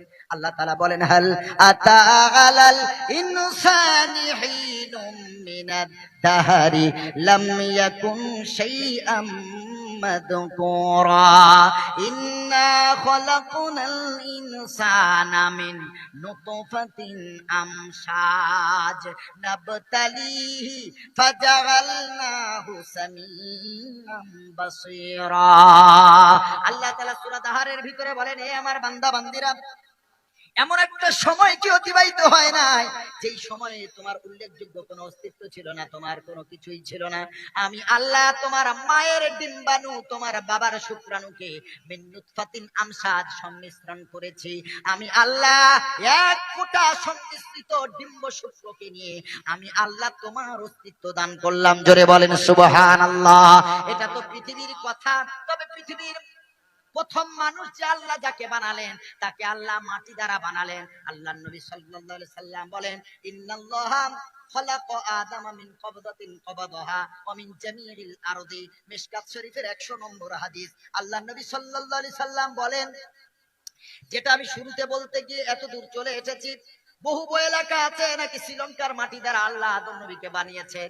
100 নম্বর হাদিসটা শুনলে বুঝতে পারবেন, সহিহ হাদিস। আল্লাহ নবী বলেন, আল্লাহ রাব্বুল আলামিন আদম নবীকে বানিয়েছেন তার নিজের হাতের কুদরতি হাতের এক মুষ্টি মাটি দ্বারা। জোরে বলেন সুবহানাল্লাহ। কার হাতের মাটি? যারা শুরু থেকে ওয়াজ শুনছেন এবার বুঝতে পারবেন। শুরুতে বলেছিলাম কোন ফেরেশতার হাতের মাটি না। আল্লাহ নবী নিজেই বললেন, ইন্নাল্লাহা খালাকা আদামা, আল্লাহ নিশ্চয়ই আল্লাহ আদম নবীকে নিজ হাতে সৃষ্টি করেছেন মিন কবদাতিন কবাদাহা, তার হাতের এক মুষ্টি মাটি দ্বারা। সেই মাটি শুধু শ্রীলঙ্কা ছিল না, দ্বিতীয় অংশে তার ব্যাখ্যা এসেছে ওয়া মিন জামিইল আরদি, সারা পৃথিবীর মাটি দিয়ে। জোরে বলেন সুবহানাল্লাহ। সারা পৃথিবীর মাটি দ্বারা। আল্লাহ নবী কত বড় বিজ্ঞানী শুনবেন। আল্লাহ নবী সাল্লাল্লাহু আলাইহি ওয়াসাল্লামকে জিজ্ঞেস করছে, ইয়া রাসূলুল্লাহ, মানুষ কালো কেন হয়, ফর্সা কেন হয়? সুবহানাল্লাহ বলেন। এক শ্রেণীর মানুষ আমার নবীকে খুব অপমান করেছে, আমার নবী নাকি অশিক্ষিত। আরে তোমার ছেলে সায়েন্স নিয়ে পড়ছে, তোমার ছেলে ডাক্তার হয়েছে, ইঞ্জিনিয়ার হয়েছে, ওই ছেলেটাকে আমি জিজ্ঞেস করছি সন্তান কালো কেন হয়, ফর্সা কেন হয়, বলো। তোমার সায়েন্সটা তো উন্নতি করলো, কোরআনের থেকে সায়েন্স আর কি আছে? কাউকে যদি জিজ্ঞেস করা হয় ছেলেটা কালো কেন, ও দেখবে ওর বাপ কালো না মা কালো, আগে দেখি, হয় বাপের দিকে না হয় মায়ের দিকে। আর যদি ফর্সা হয় তাও দেখবে তার বাপ ফর্সা না মা ফর্সা, দেখি। কিন্তু এমন তো দম্পতি আছে স্বামী স্ত্রী দুজনেই সেম বর্ণের, একই বর্ণের, সেম কালারের, কিন্তু সন্তানটা হচ্ছে ভিন্ন বর্ণের। হয় না হয় না বলেন? স্বামী স্ত্রী দুজন কালো, সন্তানটা হয়েছে ফর্সা। আর এমন আছে না নাই? স্বামী স্ত্রী দুজনে ফর্সা, সন্তানটা হয়েছে কালো। এমনটা হয় না হয় না? তাহলে এই ক্ষেত্রে বিজ্ঞান কি বলবে? ভেজাল আছে নাকি ডিসপুট আছে? নাউজুবিল্লাহ। এর উত্তর ১৫০০ বছর আগে আমার রাসূল দিয়ে গেছেন। জোরে বলেন না সুবহানাল্লাহ। জোরে বলেন না সুবহানাল্লাহ। আমার রাসূল বললেন, সাহাবীরা শোনো। কত বড় বিজ্ঞানী দেখেন, ছাত্রদের নিয়ে ক্লাস করছেন। রাসূল বললেন, সাহাবীরা শোনো, আদম নবীর গায়ে সব ধরনের মাটি ছিল, তিনি সকলের বাপ। হিন্দুরও পিতা, মুসলমানের পিতা, খ্রিস্টানের পিতা, ইহুদির পিতা, জৈনের পিতা, কোলের পিতা, ভিলের পিতা, সারা পৃথিবীর সকলের পিতা আদম আলাইহিস সালাম। যারা স্কুল কলেজে লেখাপড়া করেছেন, বাংলা জেনারেল এডুকেটেড, তারা জানেন মাটি প্রধানত 3 প্রকার, আবার ওই 3 থেকে আরো অনেক প্রকার আছে।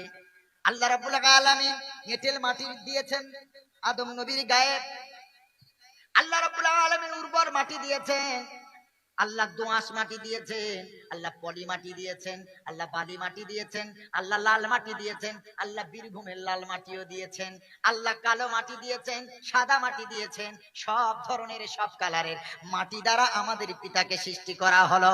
ওরে মুসলমান, পিতার গায়ে সব ধরনের কালারের মাটি, এই কারণে তার সন্তান বিভিন্ন কালার নিয়েই এসেছে। জোরে বলেন সুবহানাল্লাহ।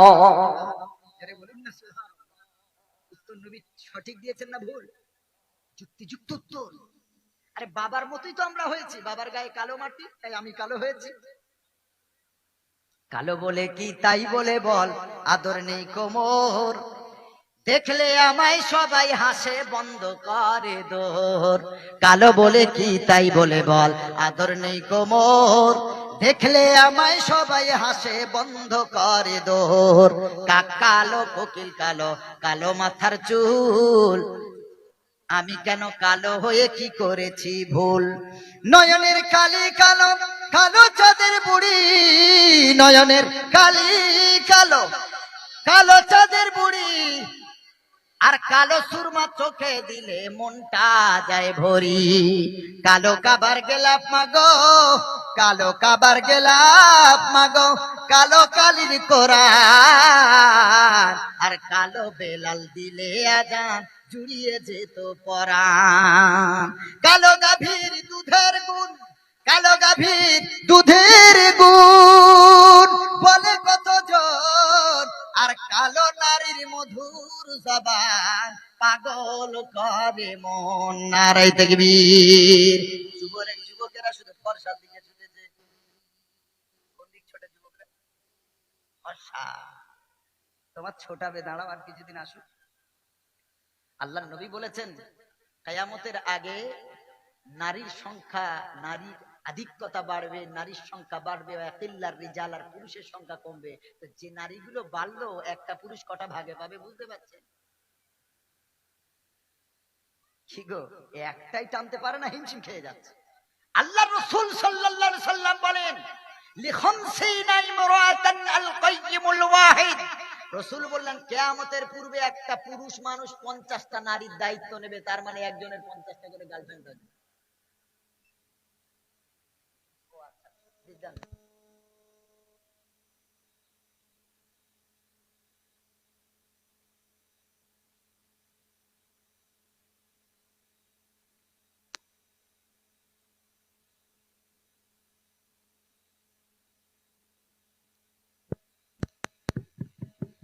কটা গার্লফ্রেন্ড বলেছি বাবাজি? আমার দাদু ভাইরা বলে লাভ নেই, যুবকরা বলুক, ওদের সময় না। কটা গার্লফ্রেন্ড? 50। রাসূল বললেন লিখামসিনা ইমরাতান আল কাইয়িমুল ওয়াহিদ, কিয়ামতের আগে এক একজনের 50টা করে হবে, দায়িত্ব নেই। যদি বলে হুজুর কিয়ামত তো কাছাকাছি, যা বর্তমান অবস্থা দেখছি, আল্লাহ রাসূল বলেছেন ইন্না মিন আশরাতিস সাআতি আন ইরফা'আল ইলমু ওয়া ইয়াসবুতাল জাহলু ওয়া ইয়াশরাবাল খামরু ওয়া ইয়াজহারুজ জিনা ওয়া ইয়াজহারুর রিবা ওয়া ইয়াজহারুল গিনা। রাসূল বলেছেন কিয়ামতের আগে ভালো ভালো আলেম উঠে যাবে, ইলম উঠে যাবে, মূর্খতা বিরাজ লাভ করবে, মূর্খরা নেতা হবে, গ্রামের সদস্য হবে, এক কলম লেখাপড়া জানবে না, অ্যাসিস্ট্যান্ট রাখবে। হচ্ছে না হয়নি বলে? কি গো, গ্রামের মোড়ল হবে, নেতা হবে, এক কলম লেখাপড়া জানবে না। আমার রাসূল বলেই গেছেন এগুলো হবে। ওদের সোর্স থাকবে, টাকা থাকবে,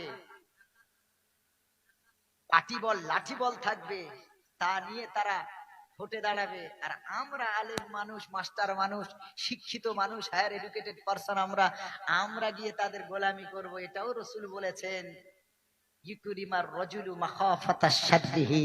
রাসূল বলেছেন কিয়ামতের পূর্বে ভালো ভালো শিক্ষিত মানুষেরা ওই গোলামি করবে, ভয় পাবে মূর্খদেরকে, তাদের নেতা বলে মানবে। আর ভয় কেন পাবে, কেন গোলামি করবে, কেন তাদের সম্মান দেবে? যাতে করে তাদের থেকে কোনো ভয় মার না আসে, তাদের থেকে কোনো বিপদ না আসে।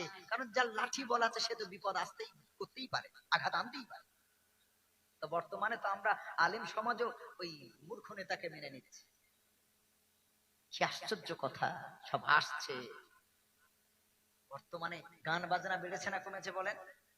হ্যাঁ, আমার রাসূল বলেছেন ইয়াজহারুল গিনা, গান বাজনা বাড়বে কিয়ামতের আগে। রাসূল বলেছেন ফি হাদিহিল উম্মতি, আমার উম্মতের উপরে খাসফুন মাসখুন খসফুম, 3 ধরনের শাস্তি আসবে। কয় ধরনের শাস্তি? কিয়ামতের পূর্বে 3 ধরনের শাস্তি। ভূমিকম্পের শাস্তি, ভূমি ধসের শাস্তি।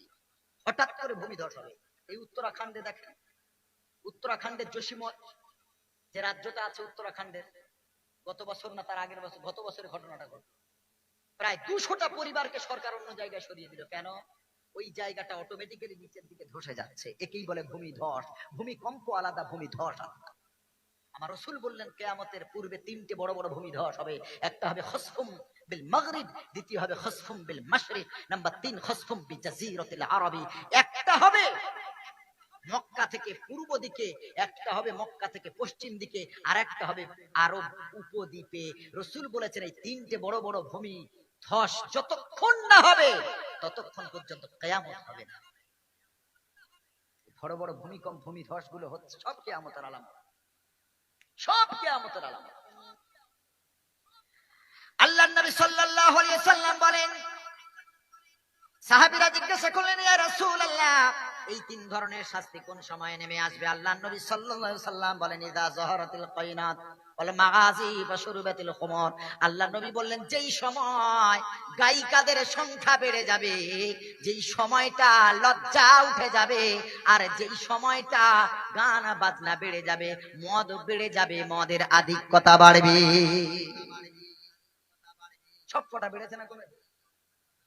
মদের তো কত ঘরের ছেলেরা মদ খায় আল্লাহ তাআলা কেউ জানে। রাসূল বলেছেন এমন একটা সময় আসবে মদই খাবে কিন্তু নাম পাল্টে খাবে। বলবে এইটা খাওয়া হালাল। মদ খায় না, বিয়ার খায়, বলে ফ্রুট বিয়ার, 0% অ্যালকোহল, কোনো অ্যালকোহল নাই। আমাকে একজন বলছে, একটা রেস্টুরেন্টে গিয়েছি ওই মসলন্দপুর, যেটা আপনার গোবরডাঙ্গার দিকে, মসলন্দপুরের একটা রেস্টুরেন্টে একজন বলছে যে হুজুর একটু ফ্রুট বিয়ার খান। বলছে এটা তো খাওয়া জায়েজ। জায়েজ তুই বলবি না আমি বলবো? কি আশ্চর্য কথা! একটা সাধারণ ছেলে আমাকে বলছে হুজুর ফ্রুট বিয়ার খান। আমি বললাম এটা জায়েজ কি করে হয়? এতে তো অ্যালকোহল নাই। তুই নাই এটা জানলি কি করে? ওর গায়ে দেখুন লেখা আছে 0% অ্যালকোহল। কি আশ্চর্য কথা! আরে কোম্পানি তো লেবেল মেরে দিয়েছে, কি দিচ্ছে তুমি কি করে জানো? আমার রাসূল নিষেধ করেছেন সব খাওয়া সাবধানে খাও, তাকওয়া তাকওয়া অর্জন করো। এই জন্য দেখবেন অনেক আলেমেরা ওই যে কোল্ড ড্রিঙ্কস এগুলো খেতে চায় না। আমি খাওয়া না জায়েজও বলবো না, হারামও বলবো না। যে সব তাকওয়াওয়ালা আলেম, আল্লাহর ভয় আছে, আমল অত্যন্ত ভালো, তারা এইসব জিনিস থেকে অ্যাভয়েড করছেন। কারণ এতে কি মেশাচ্ছে ও একমাত্র কোম্পানি জানে। বলে ডাবর কোম্পানি মধু 1 নম্বর মধুরে, কোম্পানি খুব বড়। আমারই ফেসবুকে আমি মানে এই 1.5-2 মাস আগে আমি পোস্ট করেছিলাম, আমার ফার্মেসিতে ডাবর কোম্পানি মধু পুরো চিনি ভরা। কি বলতে চাইছে? ও কোম্পানি জানে কি মেশাচ্ছে। স্লাইস খাচ্ছি, মাজা খাচ্ছি, ওতে কুমড়োর যে কি অবস্থা দেওয়া আছে আল্লাহ ছাড়া কেউ জানে না। সাবধান, তাকওয়ার ক্ষেত্রে সাবধান। আল্লাহ বলেন ইন্না আকরামাকুম ইনদাল্লাহি আতকাকুম, তোমাদের ভিতরে শ্রেষ্ঠ সেই যে আল্লাহর কাছে বেশি খোদা ভীরুতা, আল্লাহকে বেশি ভয় করে, তাকওয়া নিয়ে চলে। খুব সাবধান। মদ খায় না কিন্তু নাম পাল্টে খাচ্ছে। আল্লাহ হেফাজত করুক, সকলে বলেন আমিন। আল্লাহ রাসূল সাল্লাল্লাহু আলাইহি ওয়াসাল্লাম বলেন গায়িকার সংখ্যা বাড়বে। কোরআন বলছে মানুষ টাকা দিয়ে গান বাজনা কিনবে। আল্লাহ রাব্বুল আলামিন বলেন ওয়া মিনান নাসি মান ইয়াশতারি লাহাবাল হাদিসি লিয়ুদিল্লা আন সাবিলিল্লাহি বিগাইরি ইলমিন ওয়া ইয়াত্তাখিদাহা হুজওয়া।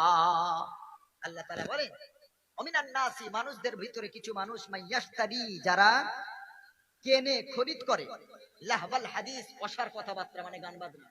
অধিকাংশ মুফাসসিরিনে কেরাম এই লাহবাল হাদিসের ব্যাখ্যা করেছেন গান বাজনা।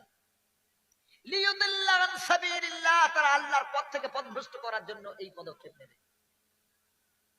কেন নেবে? বিগাইরি ইলমিন, অজ্ঞতাবশত, না জেনে তারা এই পথগুলো অবলম্বন করবে। ওয়ায়াত্তাখিদাহা হুজুয়া, আর দিনটাকে তারা খেলতামাশার জিনিস মনে করে।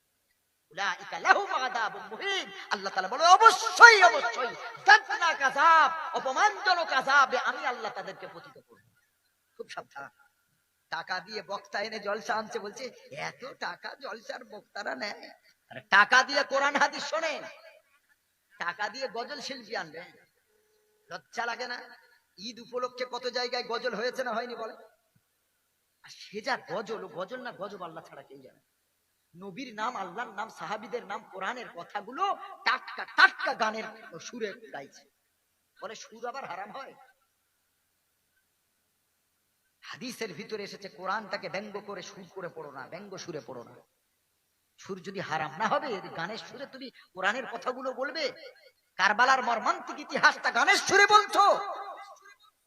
আবার মেয়েদেরকে গজল শিল্পী আনে, 12 বছর হয়ে গেছে, অ্যাডাল্ট হয়ে গেছে, উপযুক্ত হয়ে গেছে, সাবালিকা হয়ে গেছে, ওর হোল বডি পর্দা, ওর গলার আওয়াজ পর্দা, আর তাকে নিয়ে গজল শিল্পী বানাচ্ছে। কি সওয়াবের কাজ করছে রে! এলাকার মানুষরা টাকা দিয়ে এইরকম বড় বড় মহিলা শিল্পীদেরকে নিয়ে গজল নাইট করছে। আল্লাহর কসম হারাম, খোদার কসম হারাম। মহিলা বাচ্চা 6 বছর, 7 বছর, 8 বছর, 9 বছর বাবা জায়েজ, অ্যাডাল্ট হয়ে গেল, উপযুক্ত হয়ে গেল, সাবালিকা হয়ে গেল, আর তার গলার স্বর জায়েজ না। সাবধান, সাবধান। আল্লাহ রসুল বললেন, যারা গান বাজনা শুনবে কিয়ামতের পূর্বে তাদের চেহারা বিকৃত হয়ে যাবে, মৃত্যুর সময় তাদের চেহারাটা শূকরের মতো হয়ে যেতে পারে, অথবা বানরের মতো হয়ে যেতে পারে। নাউজুবিল্লাহ পড়ে। গান বাজনা শুনবেন না, সাবধান, উপর থেকে ফেলে মৃত্যু হবে, খুব সাবধান। ও ভাইরা আমার, এই জন্য করে বলি, সব সময় আল্লাহর কাছে দোয়া করুন। আল্লাহ, বর্তমানে যে অবস্থা, যে নারীর ফিতনা, ফিতনা থেকে সাবধান।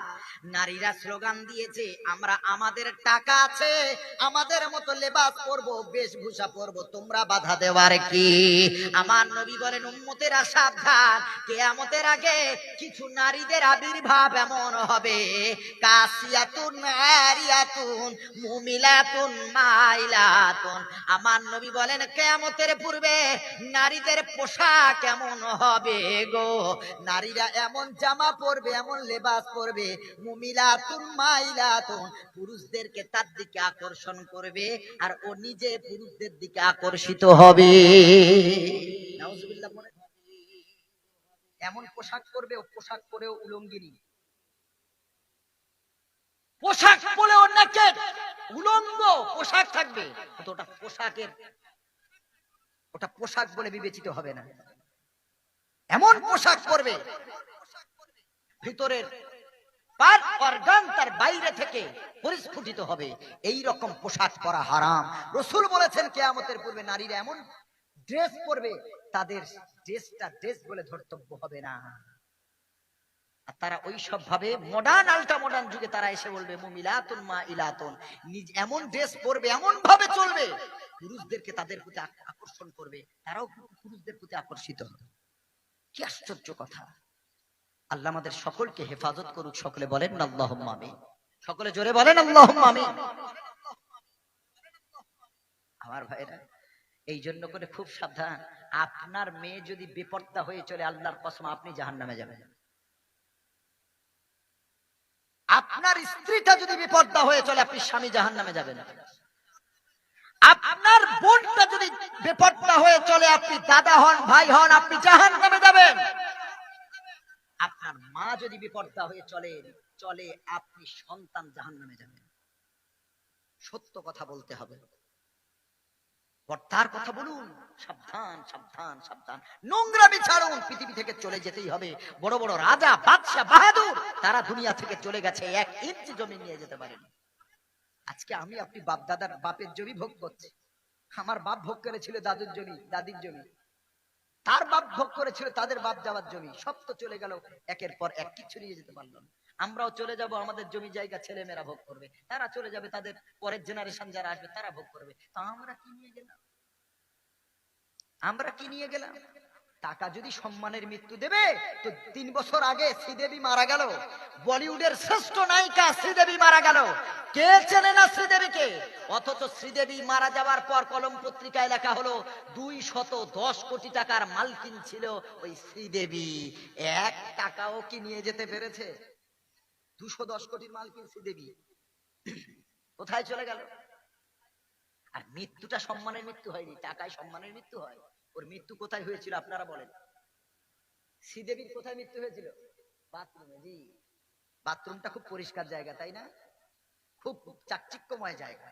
গ্রামের মেয়ে স্বামী কলকাতায় কাজ করে, বলছে কোথায়? কলকাতা তো শুনেছি অনেক গাড়ি, অনেক বিল্ডিং, একটু তোমার সাথে দেখতে যাবো। আয়, ও যে ফ্ল্যাটে থাকে, স্ত্রীকে সারা রাস্তা প্রখর প্রচন্ড গরম, রুমের ভিতরে ঢুকে ও তো সেই আমার পাথর প্রতিমা দ্বীপের মেয়ে, ও জীবনে ট্রেনও চড়েনি আর শহরও দেখেনি আর চার চাকাও দেখেনি। ও এসে এসি ঘরে কি ঠান্ডা, বলে এটা আমি একটু গোসল করে আসি, পুকুরটা কোন দিকে? বলে এই পাগলি, এই শহরে পুকুর কোথায় পাবি? ওই ওয়াশরুম আছে, যা বলে ওয়াশরুম আবার কি বলে পায়খানায় যা। ও গ্রামের মেয়ে সব বোঝে। ও গিয়ে মোটামুটি টাইলস লাগানো, আর কি সুন্দর ঠান্ডা বাথরুমটা, ও মনে মনে করছে বাথরুম যদি এত সুন্দর হয় থাকার ঘর কত সুন্দর। ওখানে গিয়ে আড়গোড় খেয়ে পায়খানা পেশাব করে কাজ সেরে এইবার কি করছে, ও বলছে গোসল একটু করলে হয়, এত গরম, এত ঘামে ঘাম হয়ে গেছি, তো শহরের পুকুর তো আর নাই, বালতি কোথায় পাই, কোথায় কি পাই? ও কোমট পায়খানা চেনেন তো, যেটাতে যাদের বাত হয়েছে, আর্থারাইটিস হয়েছে, ওতে বসে কোমটে বসে পায়খানা করতে হয়, পটি করতে হয়। ও মনে মনে করে ডালাটা তুলে দেখে, ও শহরের বালতি বুঝি এরকম হয়, দামি দামি বালতি, বিসমিল্লাহ বলে কাটিয়ে শুধু গোসল করছে। আর ও তো ফ্লাশ করা আছে, গন্ধও নাই, অত বুঝতে পারছে না, হালকা গন্ধ অত যাচ্ছে না। তারপর আবার এয়ার ফ্রেশনার আছে ওখানে লাগানো। ও গোসল টোসল করে বারো এসে বলছে, হ্যাঁ গো, তোমাদের শহরে একটা বালতিও থাকে না, আমাদের পুকুর নাই না হয়, কিন্তু তোমাদের এই বালতি দেখছি খুব চমৎকার, কি সুন্দর বালতি, পাকার বালতি। তার মানে বালতি তো রুমে আছে, ওখানে নাই, গোসল করলে কোথায়? বলো কেন, ওই যে পাকার বালতি, কি সুন্দর মেঝে করা, কি সুন্দর। ও তো বলতে পারছে না গ্রামের মেয়ে, হাই রে খোদা, ওটাও তো পায়খানা করার জায়গা রে, ওটা তোর বালতি না, এটা শহরের বালতি না, ওটাও পায়খানা করার জায়গা। এই জন্য পায়খানা করার জায়গা, সে যত পরিষ্কার হোক, ওটা নোংরা না অপরিষ্কার? অপরিষ্কার না পরিষ্কার? পরিষ্কার। শ্রীদেবী 210 কোটি টাকার মালকিন হয়ে ওর মৃত্যু হলো বাথরুমে। আহা গো, কোথায়? মৃত্যু নিয়ে বড়াই করবেন না, আল্লাহ শিক্ষা দিয়েছেন, এমন একটা মৃত্যু দিয়েছেন, বাপ ছেলেরে চিনল না, ছেলে বাপকে চিনল না, মা সন্তানকে চিনল না, সন্তান মারে চিনল না, ভাই বোনকে পরিচয় দিল না, বোন ভাইকে পরিচয় দিল না, প্যাকেটের ভিতরে হিন্দুর লাশ না মোল্লার লাশ, দেখার কোনো সুযোগ নাই, কে জানাজা পড়াবে, কে কাফন দেবে, কে দাফন করবে, কে কবরে শোয়াবে, লোক পাওয়া যায় না। বলো হে মুসলমান, সেটা কোন মৃত্যু ছিল? বলতে পারবেন না? করোনা। করোনার মৃত্যু, ছেলে লাশ, মা শুধু এখান থেকে দাঁড়িয়ে কেঁদেই যাচ্ছে, ছেলের কোলে নিয়ে কাঁদবে সেই সুযোগও নাই, ও তো ট্রান্সফার হয়ে যাবে। মা বলছে তুই ছেলে মরিচিস মরিচিস, আমার মরার দরকার নেই। মায়ের লাশ পড়ে আছে, ছেলে ভাই দূর থেকে কাঁদছে, কিছু করার নেই, জেসিবি করে তুলে ওকে শোয়াতে হবে, কেউ জানাজা পড়িয়ে মরতে যাবে। যদিও রসুল বলেছেন আর সোহাদা ও খমসাতুন, শহীদ হলো 5 প্রকার, তার প্রথম নম্বর আল মাতউন, মহামারীতে যদি কেউ কোনো ইমানদার আক্রান্ত হয়ে ইন্তেকাল করে, তার মৃত্যুটা হবে শহীদের। জোরে বলেন সুবহানাল্লাহ। ইমানদাররা ভয় পায়। মৃত্যু হলো বিনা জানাজাতে, নদীর চরে জেসিবি করে কত লাশকে পুঁতে দেওয়া হলো। আমার বাড়ি তো সুভাষ গ্রাম, আদি বাড়িতে পাথর ও প্রতিমা, সুভাষ গ্রাম খিরিস্তলা 5 ঘরা মন্ডল পাড়া আমার বাড়ি গো মুসলমান। আমার থেকে দূরে গড়িয়া, খুব বেশি দূরে না, এই গড়িয়া একটা ফ্ল্যাটে পেপারে লেখা হয়েছিল, মোবাইলও দেখেছিলাম, ওই ফ্ল্যাট থেকে 13টা লাশ বার হয়েছে, কোনো পরিচয় ছাড়া, আপনার গলে গেছে, পচে গেছে, করোনার ভয়ে লাশগুলোকে ওখানে আবদ্ধ করে রাখা হয়েছিল। মুসলমান এত বড়াই করবেন না, আল্লাহ যদি মারতে চান এমন গজবের মৃত্যু দেবে গো, তোমার বাপ মা, তোমার মসজিদের ইমাম তোমার জানাজার ইমামতি করতেও আসবে না। এমন মরণ মাওলা তুমি কাউকে দিও না, এমন মরণ মাওলা তুমি কাউকে দিও না। গোনা থেকে তোমার কাছে চাইতেছি পানা, সকল গোনা থেকে তোমার কাছে চাইতেছি পানা, এমন মরণ মাওলা তুমি কাউকে দিও না, এমন মরণ মাওলা তুমি কাউকে দিও না। সকলে বলেন না আল্লাহুম্মা আমিন। যে মরণ হবার আগে ছাড়তে হবে ঘর, মরণের শুনলে কথা আপনরা হয় পর, যে মরণ হবার আগে চিকিৎসাও নাই, রেখে আমায় জেলখানাতে সব যাবে পালাই।